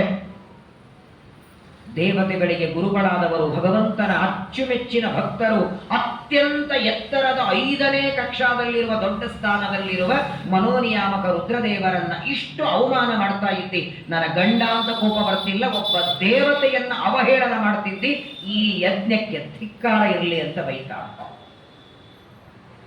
ಸಾಮಾನ್ಯವಾಗಿ ಈ ಜಗತ್ತೊಳಗೆ ಯಾವುದೇ ಹೋಮ ಪೂಜೆ ಎದಕ್ಕೆ ಮಾಡ್ತಾರೆ? ಮನಸ್ಸಿಗೆ ನೆಮ್ಮದಿ ಸಿಗಲಿ, ಶಾಂತಿ ಸಿಗಲಿ, ಮನಸ್ಸಿನಲ್ಲಿದ್ದ ಕಾಮಕ್ರೋಧ ಹೋಗಲಿ ಅಂತ ಯಜ್ಞಯಾಗ ಮಾಡ್ತಾರೆ. ನೀನು ಕ್ರೋಧದಿಂದಲೇ ಯಜ್ಞ ಮಾಡ್ತಿದ್ದಿ. ಯಾವುದೇ ದೇವತೆಗಳನ್ನ ಅವಮಾನ ಮಾಡಿ, ಅವಹೇಳನ ಮಾಡಿ, ಅವರ ತಿರಸ್ಕಾರ ಮಾಡೋದಕ್ಕೆ ಯಜ್ಞ ಮಾಡ್ತಾ ಇದ್ದೀಯಲ್ಲ, ನೀನು ಈ 2 ಅಲ್ಲ 10 ಅಲ್ಲ 50 kg ತುಪ್ಪ ಹಾಕಿ ಯಜ್ಞ ಮಾಡಿದರೂ ಏನೂ ಫಲ ಇಲ್ಲ ಅಂತ ಬೈತ. ಏನೇನು ಬೈದಿ ನನ್ನ ಗಂಡನಿಗೆ? ರುದ್ರದೇವರೆಲ್ಲ ಹೇಳಿದಾರಲ್ಲ, ನಿಮ್ಮಪ್ಪ ನನ್ನನ್ನು ಇಷ್ಟಿಷ್ಟು ಬೈದ, ರುಂಡದ ಮಾಲೆ ಹಾಕೊಳ್ತೇನಂತೆ, ಸ್ಮಶಾನದಲ್ಲಿ ಇರ್ತಾನಂತೆ, ಮಡಿ ಮೈಗಿಲ್ಲ. ಏನೇನು ಆ ಸಭಾಮಂಟಪದಲ್ಲಿ ರುದ್ರದೇವರು ದಕ್ಷ ಪ್ರಜಾಪತಿ ರುದ್ರದೇವರಿಗೆ ಬೈದಿದ್ದ ನೋಡಿ, ಅದೆಲ್ಲ ನೆನಪು ಮಾಡ್ಕೋತಾಳೆ ಸತಿದೇವಿಯಲ್ಲಿ. ತುಂಬಿದ ಯಜ್ಞ ಮಂಟಪದಲ್ಲಿ ಹೇಳ್ತಾಳೆ, ನನ್ನ ಗಂಡನಿಗೆ ಮಡಿ ಮೇಲಿಗೆ ಗೊತ್ತಿಲ್ಲ ಅಂತ ಅವತ್ತು ಬೈದೆಲ್ಲ, ನಿನಗೆ ಗೊತ್ತಿದೆಯಾ ಮಡಿ ಅಂದ್ರೆ ಏನು? ಇನ್ ತಲೆಗೆ ನೀರು ಹಾಕೊಂಡ್ರ ಮಡಿನ? ಒದ್ದೆ ಉಟ್ಕೊಂಡ್ರ ಮಡಿನ? ಎಲ್ಲಿವರೆಗೆ ಮನಸ್ಸಿನೊಳಗೆ ಒಬ್ಬ ವ್ಯಕ್ತಿಯ ಬಗ್ಗೆ ಕಾಮ ಕ್ರೋಧ ತುಂಬಿಕೊಂಡಿದೆ, 10 ಅಲ್ಲ 100 ಬಾರಿ ಕುಂಭಮೇಳಕ್ಕೆ ಹೋಗಿನೂ ಲಾಭ ಇಲ್ಲ. ಒಬ್ಬ ವ್ಯಕ್ತಿ ಹೊರಟಿದ್ದ ಅಂತೆ ಕುಂಭ ಸ್ನಾನಕ್ಕೆ, ಪ್ರಯಾಗಕ್ಕೆ. ಗೆಳೆಯ ಕೇಳ್ತಾನೆ, ಯಾಕೆ ಹೊರಟಿದ್ದೆ? ಕುಂಭ ಸ್ನಾನ ಮಾಡ್ತೇನೆ. ಅದರಿಂದ ಏನಾಗತ್ತೆ? ಮಾಡಿದ ಪಾಪಗಳೆಲ್ಲ ಶುದ್ಧಿಯಾಗತ್ತೆ ಅಂತ. ಆಗ ಆ ಗೆಳೆಯ ಇವನಿಗೆ ಹೇಳ್ತಾನೆ, ಮಾಡಿದ ಪಾಪ ತೊಳೆಯೋದಕ್ಕೆ ಕುಂಭ ಸ್ನಾನಕ್ಕೆ ಯಾಕೆ ಹೋಗ್ತಿ? ಎಲ್ಲ ಪಾಪ ನೀನು ಹೆಂಡತಿಗೆ ಹೇಳು, ದಿನಾ ತೊಳಿತಾಳೆ, ಅಲ್ಲಿವರೆಗೆ ಹೋಗೋ ಅವಶ್ಯಕತೆನೇ ಇಲ್ಲ. ಗಂಗಾ ಸ್ನಾನ, ತ್ರಿವೇಣಿ ಸ್ನಾನ ಮಾಡುವ ಮಾತ್ರದಿಂದ ಪಾಪ ಹೋಗಲ್ಲ ರೀ. ಗಂಗೆ ಮಿಂದರೆ ಮಲವು ಹಿಂಗಿತು ಬರೇ. ದೇವರು ಅನುಗ್ರಹ ಮಾಡೋದು ಭಕ್ತರ ಸಂಘ ದೊರೆಯದು. ರಂಗ ಸಂಘ ದೊರೆಯದು ಹೊರತು ಒಲಿಯನು. ಎಲ್ಲಿವರೆಗೆ ಮನೋನಿಯಾಮಕ ರುದ್ರದೇವರ ಅನುಗ್ರಹವಿಲ್ಲ, ಎಲ್ಲಿವರೆಗೆ ನಮ್ಮ ಮನಸ್ಸು ಸ್ಥಿರವಾಗಿ ದೇವರಲ್ಲಿ ನಿಲ್ಲೋದಿಲ್ಲ, 100 ಯಜ್ಞ ಯಾಗ ಮಾಡಿ, ಸ್ನಾನ ಮಾಡಿ, ಪ್ರವಚನ ಮಾಡಿ ಏನೂ ಲಾಭ ಇಲ್ಲ. ಏನ್ ಬೈತಿ ನೀನು? ದಕ್ಷ ಪ್ರಜಾಪತಿಗಂತಾಳೆ, ಯಾವತ್ತೋ ಒಂದು ದಿನ ಕುಂಭಮೇಳದಲ್ಲಿ 1-2 ಸಲ ಮುನಿಗೆ ಹಾಕಿದ್ರೆ ಫೋಟೋ ತೆಗೆದು ಕುಂಭ ಸ್ನಾನ ಆಯಿತು. ನನ್ನ ಗಂಡ 24x7 ತಲೆ ಮೇಲೆ ಗಂಗೆ ಇಟ್ಕೊಂಡಿರ್ತಾರೆ ಇಲ್ವಾ? ಮತ್ತೆ ಅವನಷ್ಟು ಮಡಿ ಯಾರಿದ್ದಾರಯ್ಯ? ಯಾವತ್ತೋ ಒಂದು ದಿನ ಗಂಗೆಯಲ್ಲಿ ಮುನಿಗಿದವರೇ ಮಡಿ ಆಗ್ತಾರಂದ ಮೇಲೆ 24 ಗಂಟೆ ತಲೆ ಮೇಲೆ ಗಂಗೆ ಹೊತ್ಕೊಂಡಿರ್ತಾರೆ ನನ್ನ ಗಂಡ. ಅವನಷ್ಟು ಮಡಿ ನಿನಗೇನು ಗೊತ್ತಿದೆ? ಶಿವ ಶಿವೋಭೂತ್. ಇವತ್ತು ಪ್ರಪಂಚದೊಳಗೆ ಯಾವ ರುದ್ರದೇವರ ಸ್ಮರಣೆ ಮಾಡಿದ ವ್ಯಕ್ತಿಗೆ ಮಂಗಲವಾಗುತ್ತೆ, ಅಂಥವರನ್ನ ಮಡಿ ಗೊತ್ತಿಲ್ಲ, ಮೈಲಿಗೆ ಗೊತ್ತಿಲ್ಲ ಅಂತ ಬೈತೀಯ. ಇನ್ನೇನು ಬೈದಿದ್ದಿ? ಸ್ಮಶಾನದಲ್ಲಿರ್ತಾನೆ, ರುಂಡದ ಮಾಲೆ ಹಾಕೊಳ್ತಾನೆ, ಭಸ್ಮ ಹಚ್ಕೊಳ್ತಾನೆ. ತಂದೆಗಂತಾಳೆ ಸತಿದೇವಿ, ನನ್ನ ಗಂಡ ಸ್ಮಶಾನದಲ್ಲಿ ಯಾಕಿರ್ತಾನೆ ಗೊತ್ತಾ? ಅವನಿಗೆ ಇರೋದಕ್ಕೆ ಮನೆ ಇಲ್ವಾ? 1 ಅಲ್ಲ 2 ಅಲ್ಲ 11 ಮನೆ ಇದೆ. ಬ್ರಹ್ಮದೇವರು ಮಗನಾದ ರುದ್ರದೇವರಿಗೆ 11 ಮನೆ ಕೊಟ್ಟಿದ್ದಾರೆ. ನಮ್ಗೆ ಗೊತ್ತಿರೋದು ಕೈಲಾಸ ಒಂದೇ. ರುದ್ರದೇವರಿಗೆ ಎಷ್ಟು ಮನೆಗಳು, ಒಂದೊಂದು ಮನೆಯಲ್ಲಿ ಎಷ್ಟು ಸೇವಕರು, ಯಾರು ಏನ್ ಕೆಲಸ ಮಾಡ್ತಾರೆ, ಯಾರು ಅಡಿಗೆ ಮಾಡ್ತಾರೆ, ಯಾರು ಬಟ್ಟೆ ಒಗಿತಾರೆ. ಒಂದ್ಸಲ ಬರೀ ರುದ್ರದೇವರೇ ಕೇಳಿ ನೋಡಿ. ಇಷ್ಟು ವೈಭವದಿಂದ ಕೈಲಾಸದಲ್ಲಿ ಇರಬೇಕಾದವರು ಯಾಕೆ ಸ್ಮಶಾನದಲ್ಲಿರ್ತಾರೆ? ಸ್ಮಶಾನದಲ್ಲಿ ರುದ್ರದೇವರು ಇರೋದು ಅವರಿಗೆ ಕರ್ಮ ಅಥವಾ ಅವ್ರ ಮನೆ ಇಲ್ಲ ಅಂತ ಯಾವ ಕಾರಣಕ್ಕಲ್ಲಯ್ಯ.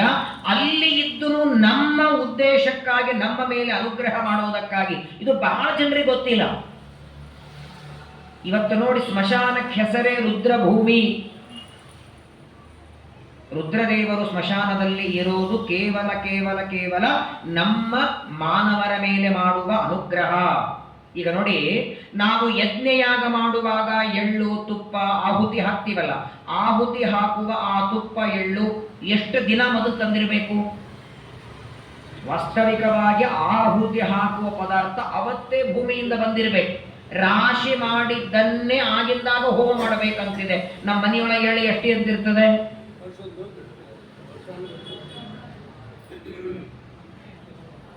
ಎಳ್ಳಿನ ಹೋಮ ಮನೆಯಲ್ಲಿ ಮಾಡಬೇಕು. ಮೊನ್ನೆ ಒಂದು ತಿಂಗಳ ಕೆಳಗೆ ಒಂದು ಕಡೆ ಹೋಮ ಮಾಡಿಸ್ಲಿಕ್ಕೆ ಹೋಗಿದ್ದೆ. ನಾನು ಆ ಮನೆ ಯಜಮಾನ್ರಿಗೆ ಕೇಳಿದೆ, ಎಳ್ಳಿದೇನಪ್ಪ? ಓ ಆಚಾರ 3 kg ಎಳ್ಳಿದೆ ಅಂತ ಅಂದಿಟ್ಟ. ನೋಡ್ತೇನೆ ಒಳಗೆಲ್ಲ ಹುಳ. ಯಾವಾಗ ತಂದಿದ್ದಿ? 19 ಇಸ್ವಿ ಕರೋನಾದಲ್ಲಿ ಆಚಾರೆ. ಅಲ್ಲ ಇಷ್ಟು ಹುಳ ಆಗಿದೆ. ಅಲ್ಲ ಸರಿ, ಹೆಂಗ ಕುಂಡದಲ್ಲಿ ಹಾಕಿ ಸುಡೋದೇ ಇದೆಯಲ್ಲ, ಅದೇ ಚಟ್ನಿ ಮಾಡೋದಿಲ್ಲ, ಏನು ಮಾಡೋದಿಲ್ಲ, ಹಾಕ್ಬಿಡ್ರಿ ಹಂಗೆ. ಇಲ್ಲಿ ಕೆಲಸಕ್ಕೆ ಬರಲ್ಲ ಎಳ್ಳು, ಕೌಂಟ್ ಆಗಿದೆ ತುಪ್ಪ ಅಂದ್ರೆ ಹೋಮಕ್ಕೆ. ಹಂಗೆ ನೋಡಿ, ಆಹುತಿ ಹಾಕುವ ಪದಾರ್ಥ ಹೇಗೆ ಶುದ್ಧವಾಗಿರಬೇಕು, ಹಂಗೆ ಒಬ್ಬ ವ್ಯಕ್ತಿ ದೇಹ ಬಿಟ್ಟ ಮೇಲೆ ಈ ದೇಹ ಅಗ್ನಿಯೊಳಗೆ 3 ಗಂಟೆ ಒಳಗೆ ಹೋಗಿರ್ಬೇಕಂತ. 3 ಗಂಟೆಯ ಒಳಗೆ, ಪ್ರಾಣ ಬಿಟ್ಟ 3 ಗಂಟೆಯ ಒಳಗೆ ಶರೀರ ಅಗ್ನಿಯಲ್ಲಿ ದಹನ ಆಗಿರಬೇಕು. ಅಕಸ್ಮಾತ್ 3 ಗಂಟೆಯ ನಂತರದಲ್ಲಿ ಆ ಶವ ಬಿದ್ರೆ 100 ಕೋಟಿ ರೂಪಾಯಿ ದಾನ ಮಾಡಿ ಗಯಾಶ್ರಾದ್ದ ಮಾಡಿ ಅವನಿಗೆ ಸದ್ಗತಿಯಾಗಲ್ಲ, ಪಿಶಾಚಿಯಾಗಿ ಓಡಾಡ್ತಾನೆ. ಆಗತ್ತಾ 3 ಗಂಟೆಗೆ?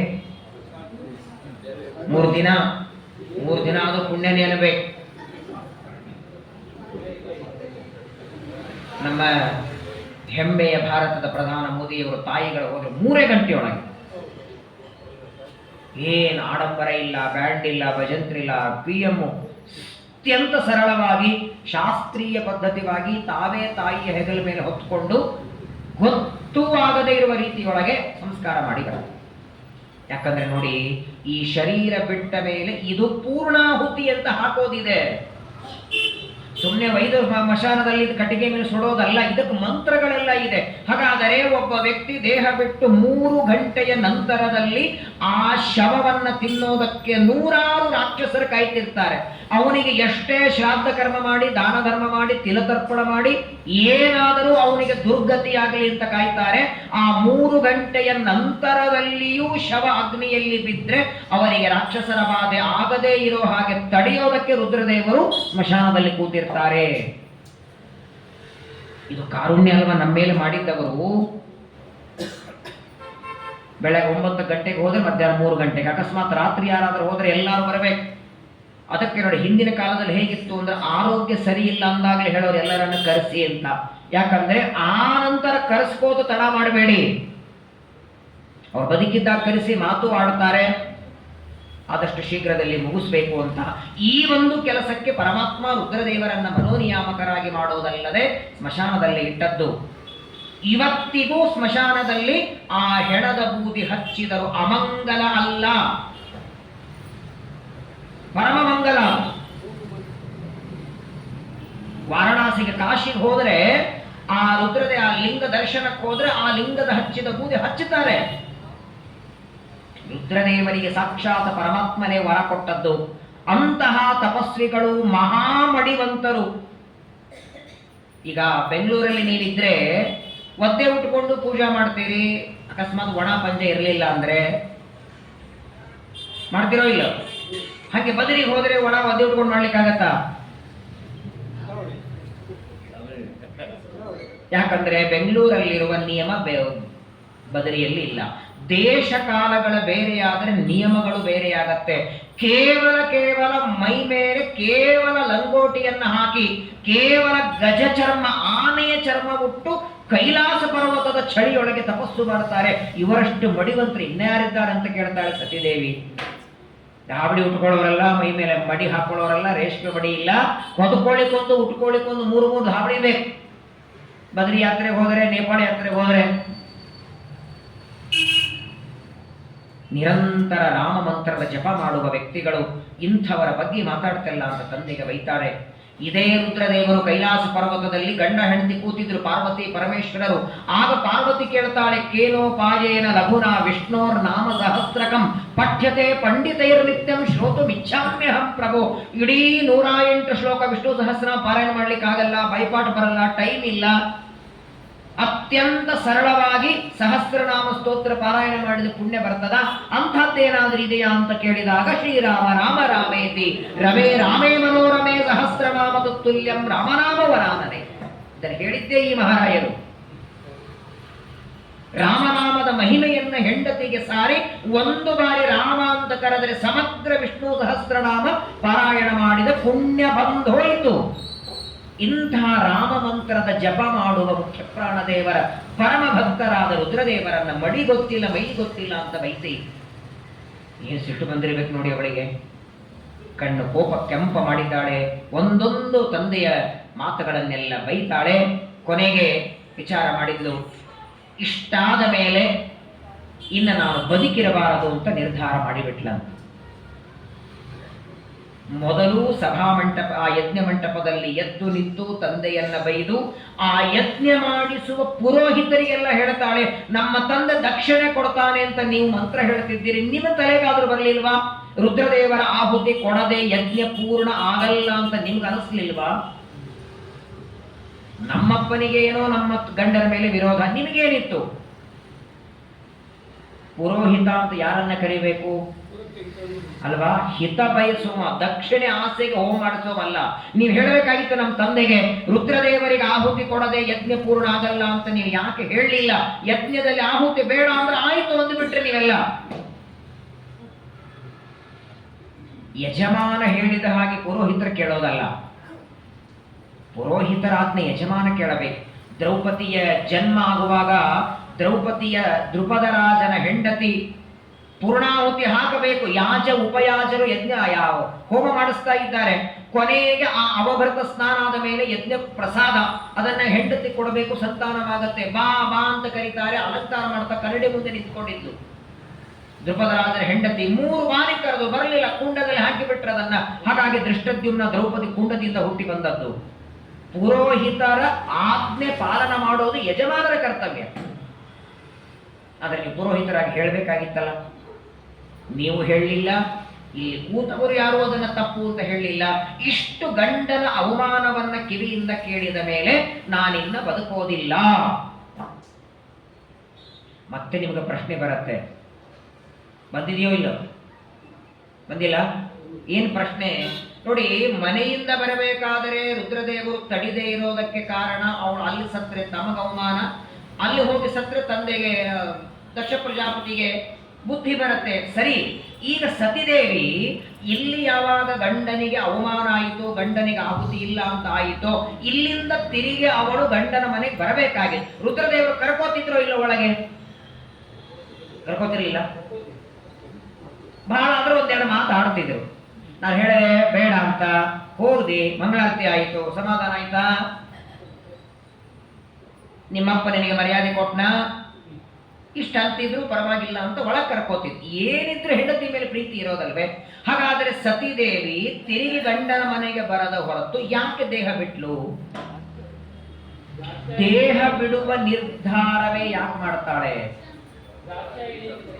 ಪರವಾಗಿಲ್ಲ, ದಾಕ್ಷಾಯಣಿ ಅಂತ ಅಪ್ಪ ಯಾವಾಗ ಕರೀತಿದ್ದ, ಮಗಳು ಎದುರುಗಡೆ ಇದ್ರೆ, ನೋಡಪ್ಪ ನನ್ನ ಗಂಡ ನನ್ನ ಬೈದದ್ದರಿಂದ ಇವತ್ತಿನಿಂದ ನಿನ್ನ ಕಣ್ಣು ಮುಂದೆ ಬರಲ್ಲ, ನಂದು ನಿಂದ ಸಂಬಂಧ ಮುಗಿತು, ನಮ್ಮ ಮನೆಗೆ ನೀನು ಬರಬೇಡ, ನಿನ್ನ ಮನೆಗೆ ನಾನು ಬರಲ್ಲ, ನನ್ನ ಗಂಡನ ಮನೆಗೆ ಹೋಗ್ತೇನೆ ಅಂತ ಜಗಳ ಮಾಡಿ ಹೋಗಿಬಿಟ್ಟಿದ್ರೆ ಅವರಿಬ್ಬರ ಭೇಟಿನಿ ಆಗ್ತಿರ್ಲಿಲ್ಲ. ದಾಕ್ಷಾಯಣಿ ಅಂತ ಕರೆಯೋ ಪ್ರಸಂಗವೇ ಬರ್ತಿರಲಿಲ್ಲ. ಗೋಡೆ ನೋಡಿ ಹೇಳ್ತಾಳ ದಾಕ್ಷಾಯಣಿ ಅಂತ, ಅವಳ ನೋಡಿ ಹೇಳ್ಬೇಕಲ್ಲ. ಅವಳು ಎದುರುಗಡೆ ಬರಲಿಲ್ಲ ಅಂತ ಎಲ್ಲಿ ಹೇಳ್ತಾನೆ? ರುದ್ರದೇವರು ದಾಕ್ಷಾಯಣಿ ಅಂತ ಕರೀಲಿ. ದಾಕ್ಷಾಯಣಿ ಅಂತ ಕರೆದಾಗ ಯಾವಾಗ ದುಃಖ ಆಗಬೇಕು? ತಂದೆ ಮೇಲೆ ಅಭಿಮಾನ ಇದ್ರೆ. ಇಷ್ಟೊತ್ತು ತನ್ನ ತಂದೆ ಗಂಡನನ್ನ ಬೈದು ನಿಂದೆ ಮಾಡಿದ್ದಕ್ಕೆ ತಂದೆ ಮೇಲೆ ಅಭಿಮಾನವೇ ಹೋದ ಮೇಲೆ ತಂದೆಯ ಹೆಸರು ಸೇರಿಸ್ಕೊಂಡು ಗಂಡ ಕರೆದರು ಏನೂ ಆಗಲ್ಲ ಅವಳಿಗೆ. ಹೋಗ್ಲಿ ಬಿಡ್ರಿ, ಏನ್ ಗಂಡ ದಾಕ್ಷಾಯಣಿ ಅಂದ್ರೆ ಏನು? ನಮ್ಮಪ್ಪ ದಕ್ಷ ಪ್ರಜಾಪತಿ ಮಗಳು ಅಂತ ಒಂದ್ಸಲ ಆನಂದ್ ಯಾವಾಗ ಆಗ್ತಿತ್ತು? ತಂದೆಯ ಮೇಲೆ ಗೌರವ ಆಧಾರ ಇದ್ದಿದ್ರೆ. ಯಾಕೆ ಸತಿದೇವಿ ದೇಹತ್ಯಾಗನೆ ಮಾಡಬೇಕಾಯಿತು ನೋಡಿ? ಒಂದು ಮಾತು ಹೇಳ್ತಾ, ಇದು ಸಾಮಾನ್ಯ ಸತಿದೇವಿಗೆ ಮಾತ್ರವಲ್ಲ, ಜಗತ್ತಿನೊಳಗೆ ಎಲ್ಲರಿಗೂ ಸಂಬಂಧಪಟ್ಟ ಮಾತಿದು, ಎಲ್ಲರಿಗೂ ಸಂಬಂಧಪಟ್ಟ ಮಾತು. ರುದ್ರದೇವರು ಹೇಳ್ತಾರೆ, ಕರ್ಣಂ ಪಿಧಾಯ ನಿರಯಾದ್ಯದ ಕಲ್ಪ ಈಶೆ ಧರ್ಮಾವಿತರ್ಯಗ್ನ ಗೃಣಿರ್ನೃವಿರ್ ಆಸ್ಯಮಾನೆ ಚಿಂದ್ಯಾತ್ ಪ್ರಸಹ್ಯ ಋಷಭೀಮ ಸತಾಂ ಪ್ರಭುಕ್ಷೇ ಜಿಹ್ವಾಮಸೂನಪಿ ತತೋ ವಿಸೃಜೇತ್ ಸಧರ್ಮ. ನಮ್ಮ ಕಣ್ಣ ಮುಂದೆ ದೊಡ್ಡವರ ನಿಂದೆ ನಡೆದರೆ, ಗಂಡನ ನಿಂದೆನೋ, ಗುರುಗಳ ನಿಂದೆನೋ, ಶಾಸ್ತ್ರದ ನಿಂದೆನೋ, ದೇವರ ನಿಂದೆನೋ, ಕಣ್ಣ ಮುಂದೆ ದೊಡ್ಡವರ ನಿಂದೆ ನಡೆದ್ರೆ 3 ಮಾಡ್ಬೇಕಂತ. ಮೊದಲನೇದು, ನಿಂದೆ ಮಾಡುವ ವ್ಯಕ್ತಿಯ ನಾಲಿಗೆ ಕತ್ತರಿಸಬೇಕು, ಸಾಧ್ಯವಾದರೆ, ಸಾಮರ್ಥ್ಯ ಇದ್ರೆ. ಮೊದಲನೇದು, ನಿಂದೆ ಮಾಡುವ ವ್ಯಕ್ತಿಯ ನಾಲಿಗೆ, ಅದು ಯಾರೇ ಆಗಿರಲಿ, ದೊಡ್ಡವರನ್ನ ಬೈದಿದ್ರೆ ಅವರ ನಾಲಿಗೆ ಕತ್ತರಿಸೋದು ಮೊದಲನೇ. ಆ ನಿಂದೆ ಮಾಡುವ ವ್ಯಕ್ತಿಯನ್ನ ಹೊಡೆಯೋದಕ್ಕೆ ಸಾಮರ್ಥ್ಯ ಇರಲಿಲ್ಲ ಅಂದ್ರೆ ಕಿವಿ ಮುಚ್ಕೊಂಡು ಎದ್ದು ಹೋಗಬೇಕಂತ. ಕರಣವು ಪಿಧಾಯ ನಿರಯ, ಕೇಳಿಸ್ಕೊಳ್ತಾ ಕೊಡಬಾರ್ದು. ಮೊದಲನೇದ್ದು ದಂಡ, ಎರಡನೇದ್ದು ಅಲ್ಲಿಂದ ಎದ್ದು ಹೋಗೋದು, ಮೂರನೇದ್ದೇ ಮರಣ. ಮೂರನೇದ್ದು ಮರಣ. ಈಗ ಸದ್ಯದಲ್ಲಿ ನೋಡಿ, ಸತಿದೇವಿ ಈ 3ರೊಳಗೆ ಮೇಲಿಂದ 2 ಮಾಡಬೇಕಾಗಿತ್ತು. ಕಿವಿ ಮುಚ್ಕೊಂಡು ಎದ್ದು ಹೋಗಬೇಕಾಗಿತ್ತು, ಅಥವಾ ದಂಡ ಕೊಡಬೇಕ. ದಂಡ ಯಾಕೆ ಕೊಡ್ಲಿಲ್ಲ? ಏನಿದ್ರು ತಂದೆ ಅಲ್ವೇ? ತಂದೆ ಹಿರಿಯವ, ವಯಸ್ಸಿನಲ್ಲಿ ಹಿರಿಯವ, ದಂಡ ಕೊಡ್ಲಿಲ್ಲ. ಕಿವಿ ಮುಚ್ಕೊಂಡು ಎದ್ದು ಹೋಗಬೇಕಾಗಿತ್ತಲ್ಲ. ಯಾಕೆ ಎದ್ದು ಹೋಗದೆ ಸಾಯುವ ನಿರ್ಧಾರವೇ ಯಾಕೆ ಮಾಡಿದ್ಲು ಅಂದ್ರೆ, ಈಗ ಸದ್ಯದಲ್ಲಿ ಕೇಳ್ತಾ ಇರುವ ನಿಂದೆ ಯಾರದು? ಗಂಡನ ನಿಂದೆ. ತನ್ನ ಗಂಡನ ನಿಂದೆಯನ್ನ ಮಾಡಿದ್ದಕ್ಕೆ ಪತಿವ್ರತಾ ಸ್ತ್ರೀಯರಿಗೆ ಮರಣವೇ ದಂಡ. ಯಾಕಂತ ಕೇಳಿ, ಇಷ್ಟೊತ್ತು ಗಂಡನನ್ನ ಬೈದ ನಿಂದೆಯನ್ನ ಕೇಳಿ ಕಿವಿ ಮುಚ್ಕೊಂಡು ಹೋದರೂ ಆ ಪಾಪ ಹೋಗಲ್ಲ. ಹಾಗಾಗಿ ಸತಿದೇವಿ ದೇಹ ಬಿಡುವಂತಹ ನಿರ್ಧಾರ ಮಾಡಿದಳು. ದೇಹವನ್ನು ಬಿಡಬೇಕು ಅಂತ ವಿಚಾರ ಮಾಡ್ತಾಳೆ. ಯೋಗ ಅಗ್ನಿ ಯೋಗ ಸಾಮರ್ಥ್ಯದಿಂದ ತನ್ನ ಕಾಲಿನ ಹಿಂಬಡ ಭಾಗ ಅದನ್ನ ಕೆಳಗೆ ಹಾಕಿಕೊಂಡು ಹೀಗೆ ಕೂತಿದ್ದಾಳೆ. ಪ್ರಾಣಾಯಾಮ ಮಾಡ್ತಾಳೆ. ಹೊಟ್ಟೆಯೊಳಗಿರುವ ಜಾಠರಾಗ್ನಿ ಹೊತ್ತಿಸಿದ್ದಾಳೆ. ಅಗ್ನಿಕುಂಡದಲ್ಲಿ ಹಾರಿಲ್ಲ ಅವಳು. ಅಗ್ನಿಕುಂಡದಲ್ಲಿ ಹಾರಿಲ್ಲ. ಯಾಕೆ ಹಾರಿಲ್ಲ ಅಂದ್ರೆ, ಆ ಅಗ್ನಿಕುಂಡದಲ್ಲೇನು ಯಜ್ಞ ಇನ್ನೂ ನಡೀತಾ ಇದೆ, ಅದರ ಪೂರ್ಣಾಹುತಿ ಇನ್ನೂ ಆಗಿಲ್ಲ. ಇದೆಲ್ಲ ನಡೆದದ್ದು ಯಾವಾಗ? ಯಜ್ಞದ ಮಧ್ಯದಲ್ಲಿ ತಾನೆ. ರುದ್ರದೇವರಿಗೆ ಆಹುತಿ ಕೊಡದೇ ಇದ್ದಾಗ ನಡೆದದ್ದು. ಇನ್ನು ಅಗ್ನಿಯಲ್ಲಿ ಹೋಮ ಆಗಬೇಕು, ಪೂರ್ಣಾಹುತಿ ಆಗಬೇಕು. ಪೂರ್ಣಾಹುತಿ ಆಗೋದಕ್ಕೆ ಮೊದಲು ಸತಿದೇವಿ ಕುಂಡದಲ್ಲಿ ಹಾರಿ ಬಿಟ್ರೆ ಅಗ್ನಿಕುಂಡ ಏನಾಗತ್ತೆ? ಅಮಂಗಲ, ಅಪವಿತ್ರ ಆಗತ್ತೆ. ಅಪವಿತ್ರ ಕುಂಡದಲ್ಲಿ ಪೂರ್ಣಾಹುತಿ ಹಾಕ್ಲಿಕ್ಕೆ ಬರಲ್ಲ. ಹಾಗಾಗಿ ಕುಂಡದಲ್ಲಿ ಹಾರೋ ವಿಚಾರ ಮಾಡಲಿಲ್ಲ. ಈ ಯೋಗ ಸಾಮರ್ಥ್ಯದಿಂದ ಹೊಟ್ಟೆಯೊಳಗಿರುವ ಜಾಠರಾಗ್ನಿ ಹೊತ್ತಿಸಿದ್ಲಂತೆ. ಅದಿಷ್ಟೇ ಇರತ್ತೆ ಜಾಠರಾಗ್ನಿ, ಆಸಿಡ್ ತಿಂದದ್ದೆಲ್ಲ ಜೀರ್ಣ ಮಾಡುತ್ತೆ. ಅದರ ಸತಿದೇವಿ ಜಾಠರಾಗ್ನಿ ಹೊತ್ತಿಸ್ತಾಳೆ. ಅದು ಎಷ್ಟು ಹೊತ್ತಿತು ಅಂದ್ರೆ, ಒಳಗಿದ್ದ ಜಾಠರಾಗ್ನಿ ಜೋರಾಗಿ ಹೊತ್ತು ಹೊತ್ತು ದಗದಗ ದಗದಗ ದೇಹ ಶುರು ಆಯಿತು. ಮತ್ತೊಂದು ಪ್ರಶ್ನೆನೇ ಬರುತ್ತೆ, ಅಲ್ಲ ಗಂಡನ ಅವಮಾನ ಕೇಳಿದ್ದಕ್ಕೆ, ನಿಂದೆ ಮಾಡಿದ್ದಕ್ಕೆ ಸಾಯ್ಬೇಕು ಅಂತ ನಿರ್ಧಾರ ಮಾಡಿದ್ದು. ಯಾವ್ದಾದ್ರು ಬಿಲ್ಡಿಂಗ್ ಮೇಲೆ ಕೆಳಗೆ ಬಿದ್ದು ಸಾಯ್ಬೇಕಾಗಿತ್ತು, ಊರ್ಲಾಕೊಂಡು ಸಾಯ್ಬೇಕಾಗಿತ್ತು, ವಿಷ ಕೊಡು ಸಾಯ್ಬೇಕಾಗಿತ್ತು, ಸುಟ್ಕೊಂಡೆ ಯಾಕೆ ಸತ್ಲು? ಇದೇನಿದು ಸನ್ಮರಣನ? ಪರವಾಗಿಲ್ಲ, ಮರಣ ಅಂತೂ ದುರ್ಮರಣನೇ ಅಲ್ಲ. ದುರ್ಮರಣ ಅಂತ ಯಾವುದನ್ನು ಕರೀತಾರೆ? ಮಾಡಬೇಕಾದ ಕೆಲಸ ಮಾಡದೆ ಸಾಯೋದೆಲ್ಲ ದುರ್ಮರಣನೆ. ಗಂಡನ ಜೊತೆಗೆ ಸಂಸಾರ ಮಾಡದೆ ಅರ್ಧದಲ್ಲಿ ದೇಹ ಬಿಡೋದು ದುರ್ಮರಣನೇ.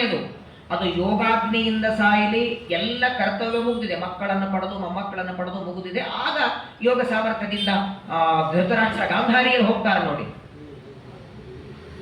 ಜಾಠರಾಗ್ನಿಯಿಂದ ದೇಹ ಹೋಗಿಸಿದ್ರೆ ದುರ್ಮರಣನೇ ಅದು. ಹಾವು ಕಚ್ಚಿ ಸತ್ರು ದುರ್ಮರಣನೆ, ಆಕ್ಸಿಡೆಂಟ್ ಒಳ ಸತ್ರು ದುರ್ಮರಣನೆ, ಸುನಾಮಿಯಲ್ಲಿ ಹೋದ್ರು ದುರ್ಮರಣನೆ. ಕುಂಭಮೇಳದಲ್ಲಿ ಸತ್ರೆ ಯಾವ ಮರಣ?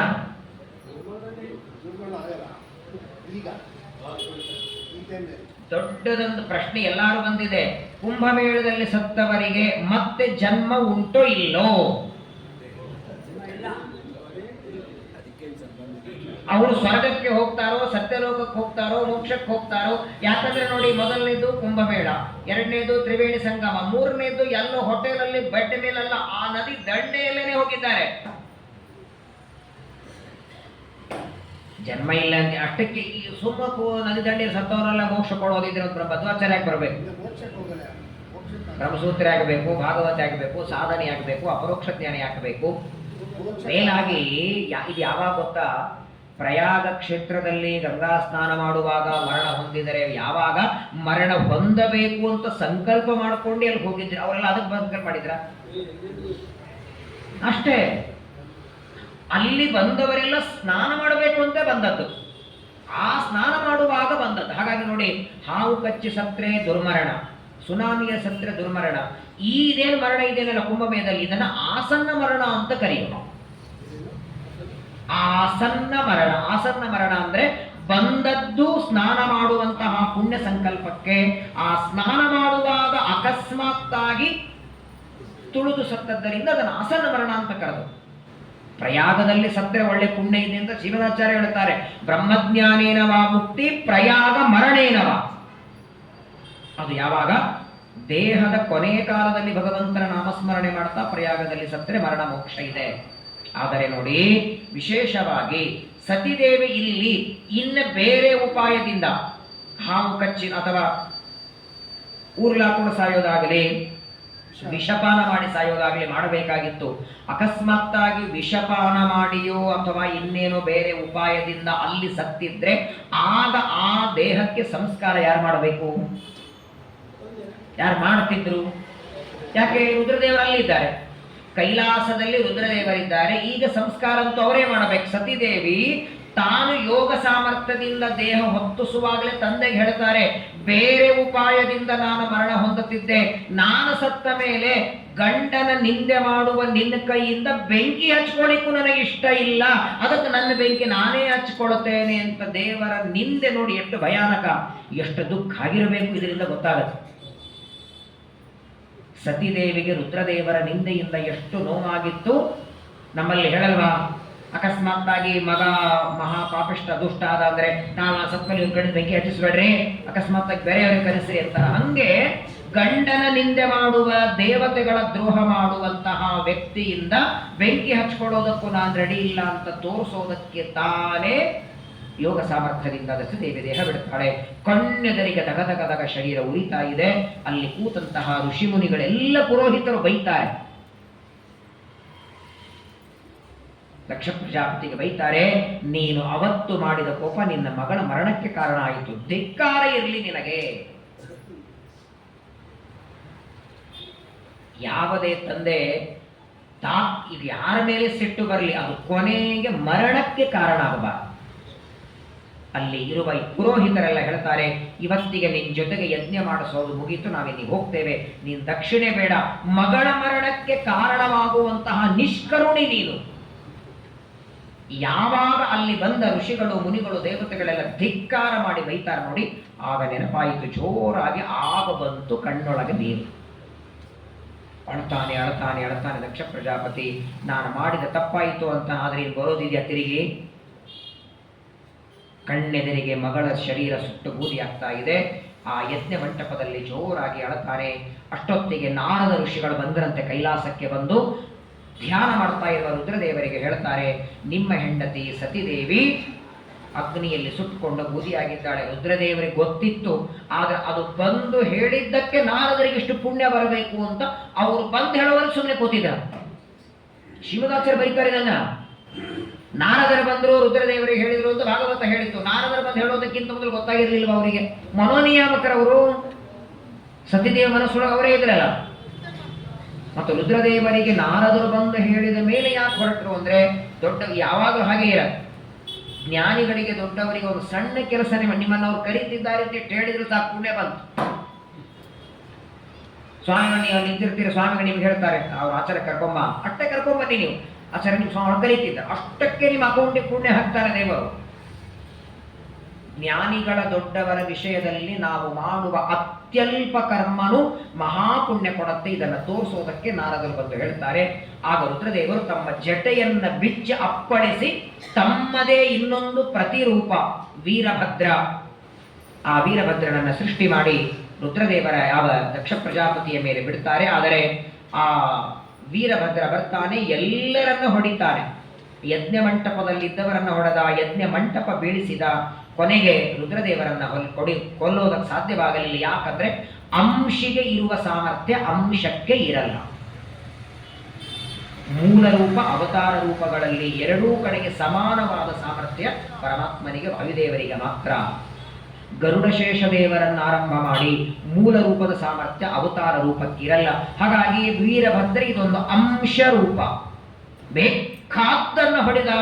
ಆದರೆ ದಕ್ಷ ಪ್ರಜಾಪತಿಯನ್ನು ಕೊಲ್ಲಿಕ್ಕಾಗಲಿಲ್ಲ. ಸ್ವತಃ ರುದ್ರದೇವರು ಬಂದು ಅವನ ರುಂಡವನ್ನು ಕತ್ತರಿಸ್ತಾರೆ. ಅದು ಬಂದು ಅಗ್ನಿಕುಂಡದಲ್ಲಿ ಬೀಳುತ್ತದೆ. ಮತ್ತೆ ಪ್ರಶ್ನೆ ಬರ್ತದೆ, ಆಗ ಅಗ್ನಿಕುಂಡ ಮೈಲಿಗೆ ಆಗ್ಲಿಲ್ವಾ?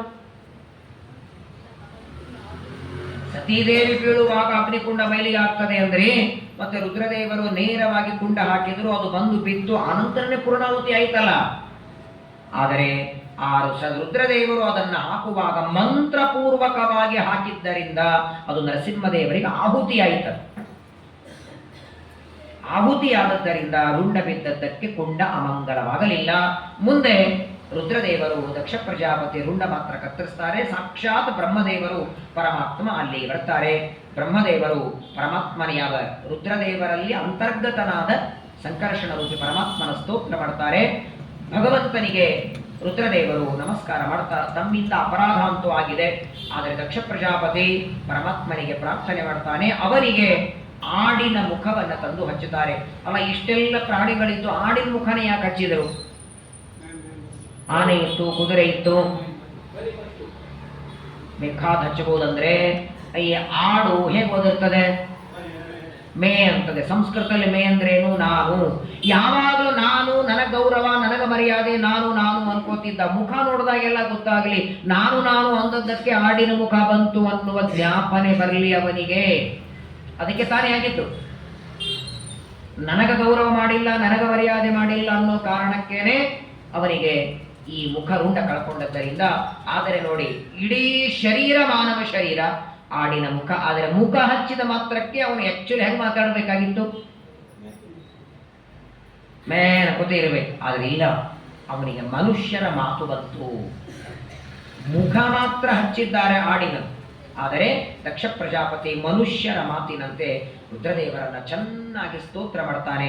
ಮನೋನಿಯಾಮಕರು ಏನಿದ್ರು ಯೋಗ್ಯತೆಯಲ್ಲಿ ಮಹಾದೊಡ್ಡ ದೇವತೆಗಳು ಪ್ರಾರ್ಥನೆ ಮಾಡ್ತಾನೆ. ಅವತ್ತಿನಿಂದ ಅವನೇ ಹೇಳ್ತಾನೆ, ದಕ್ಷ ಪ್ರಜಾಪತಿ, ಜ್ಞಾನಿಗಳ ದೊಡ್ಡವರ ಅವಮಾನ ತಿರಸ್ಕಾರ ಯಾರೇ ಮಾಡಲಿ ಅವರಿಗೆ ಇಂತಹ ಒಂದು ಕಠಿಣ ಶಿಕ್ಷೆ ದಂಡ ಆಗತ್ತೆ ಅನ್ನೋದಕ್ಕೆ ನಾನೇ ಸಾಕ್ಷಿ. ಮತ್ತೆ ರುದ್ರದೇವರು ಆ ದಕ್ಷ ಪ್ರಜಾಪತಿಯ ಅಪರಾಧವನ್ನು ಕ್ಷಮಾ ಮಾಡ್ತಾರೆ. ಯಜ್ಞ ಪೂರ್ಣ ಆಯಿತು.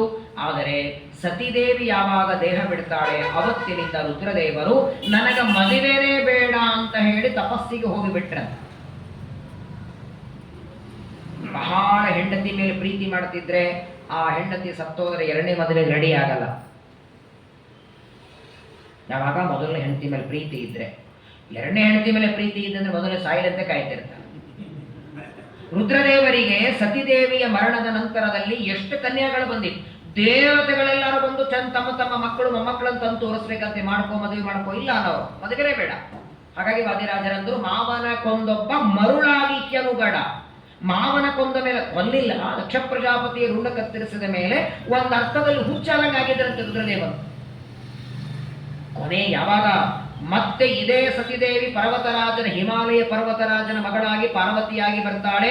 ಒಂದೇ ಎಲೆ ತಿಂದು ತಪಸ್ಸು ಮಾಡ್ತಾಳೆ. ಬೇಕಾದಷ್ಟು ರುದ್ರದೇವರನ್ನ ಮದುವೆ ಆಗೋದಕ್ಕೆ ಒಲಿಸ್ತಾರೆ. ಬೇಡ ಅಂದ್ರೆ ಬೇಡ ಅಂತಾರೆ ಮದುವೆ. ಸ್ಕಂದ ಪುರಾಣದಲ್ಲಿ ಇದು ತುಂಬಾ ಚೆನ್ನಾಗಿದೆ, ಗಿರಿಜಾ ಕಲ್ಯಾಣ ಅಂತ ಬರುತ್ತೆ. ಮತ್ತೆ ರುದ್ರದೇವರಿಗೆ ಯಾವಾಗ ರುದ್ರದೇವರ ಮದುವೆಗೆ ಒಪ್ಕೊಳ್ಳಿಲ್ಲ ನೋಡಿ, ಆಗ ಕಾಮನಿಗೆ ಎಲ್ಲರಿಗೆ ಬಾಣಗಳನ್ನ ಬಿಟ್ಟು ಇನ್ನೊಬ್ಬರ ಮೇಲೆ ಪ್ರೀತಿ ಬರೋ ಹಾಗೆ ಮಾಡ್ತಾನೆ ಕಾಮನಿಗೆ ಹೇಳಿದ್ರಂತೆ, ಮತ್ತೆ ರುದ್ರದೇವರಿಗೂ ನಿನ್ನ ಬಾಣಗಳನ್ನ ಪ್ರಯೋಗ ಮಾಡು, ಅವರು ಸತಿದೇವಿಯನ್ನ ಮದುವೆ ಆಗೋ ಹಾಗೆ ಮಾಡು ಅಂದ್ರೆ ಸರಿ ಅಂತ ರುದ್ರದೇವರ ಮೇಲೆ ಬಾಣವನ್ನ ಪ್ರಯೋಗ ಮಾಡ್ತಾನೆ. ನಾಳೆ ಬರುವ ಫಾಲ್ಗುಣ ಮಾಸ ಶುಕ್ಲ ಪಕ್ಷ ಪೂರ್ಣಿಮಾ ತಿಥಿ ಕಾಮನನ್ನ ತಮ್ಮ ಕಣ್ಣಿನಿಂದ ಸುಟ್ಟು ಬೂದಿ ಮಾಡ್ತಾರೆ. ಕಾಮ ದಹನ ಬಂತು ಇವತ್ತು 15 ದಿವಸಕ್ಕೆ. ಮೂರನೇ ಕಣ್ಣಿನಿಂದ ಕಾಮನನ್ನ ದಹನ ಮಾಡ್ತಾರೆ. ಹಾಗಾಗೇನೆ ಕಾಮ ರುದ್ರದೇವರ ಕಣ್ಣಿನಿಂದ ಸತ್ತದ್ದರಿಂದ ಮುಂದೆ ಅದೇ ಕಾಮ ರುಕ್ಮಿಣಿ ಕೃಷ್ಣರ ಮಗನಾಗಿ ಪ್ರದ್ಯುಮ್ನಾಗಿ ಬರಬೇಕು. ಅದಕ್ಕೆ ಪರಮಾತ್ಮ ಕೈಲಾಸ ಪರ್ವತಕ್ಕೆ ಹೋಗಿ ರುದ್ರದೇವರ ಆರಾಧನೆ ಮಾಡಿ ಸತ್ತ ಕಾಮನನ್ನ ಮಗನಾಗಿ ಪಡೀತ. ಶ್ರೀಮದಾಚಾರ್ಯ ತತ್ವನಿರ್ಣಯದಲ್ಲಿ ಇದರ ಬಗ್ಗೆ ವಿವರಣೆ ಕೊಡುತ್ತಾರೆ. ಹೀಗೆ ಮನೋನಿಯಾಮಕರಾದಂತಹ ರುದ್ರದೇವರ ಕಥೆಯನ್ನು ವಿಸ್ತಾರವಾಗಿ ತಿಳಿಸಿ ಇದನ್ನ ಯಾರು ಶ್ರವಣ ಮಾಡುತ್ತಾರೆ, ದಕ್ಷ ಪ್ರಜಾಪತಿಯ ಯಜ್ಞವನ್ನ ಧ್ವಂಸ ಮಾಡಿ ರುದ್ರದೇವರು ಅವರಿಗೆ ಅನುಗ್ರಹ ಮಾಡಿದ ಕಥೆಯನ್ನು ಯಾರು ಶ್ರವಣ ಮಾಡ್ತಾರೆ ಅವರ ಮನಸ್ಸು ಯಾವಾಗಲೂ ಸನ್ಮಾರ್ಗದಲ್ಲಿ ಸತ್ಕರ್ಮಗಳಲ್ಲಿ ನಡೆಯುವಂತೆ ರುದ್ರದೇವರು ಅನುಗ್ರಹವನ್ನು ಮಾಡ್ತಾರೆ ಅಂತ. ಇಲ್ಲಿಗೆ ಆಕೂತಿ, ದೇವಹೂತಿ, ಪ್ರಸೂತಿ ಮೂವರು ಹೆಣ್ಣು ಮಕ್ಕಳು, ಅವರ ಮಕ್ಕಳು, ಅವರ ಸಂಪೂರ್ಣವಾದ ಕಥೆಯನ್ನ ಶುಕಾಚಾರ್ಯರು ನಿರೂಪಣೆ ಮಾಡಿ ಇನ್ನ ನಂತರದಲ್ಲಿ ಪ್ರಾಚೀನ ಬರಹಿರಾವ ಉತ್ತಾನಪಾದ ಮತ್ತು ಪ್ರಿಯವ್ರತ ಅಂತ ಇಬ್ಬರು ಗಂಡು ಮಕ್ಕಳಿದ್ದಾರೆ. ಆ ಉತ್ತಾನಪಾದನ ಮಕ್ಕಳು ಧ್ರುವರಾಜರು.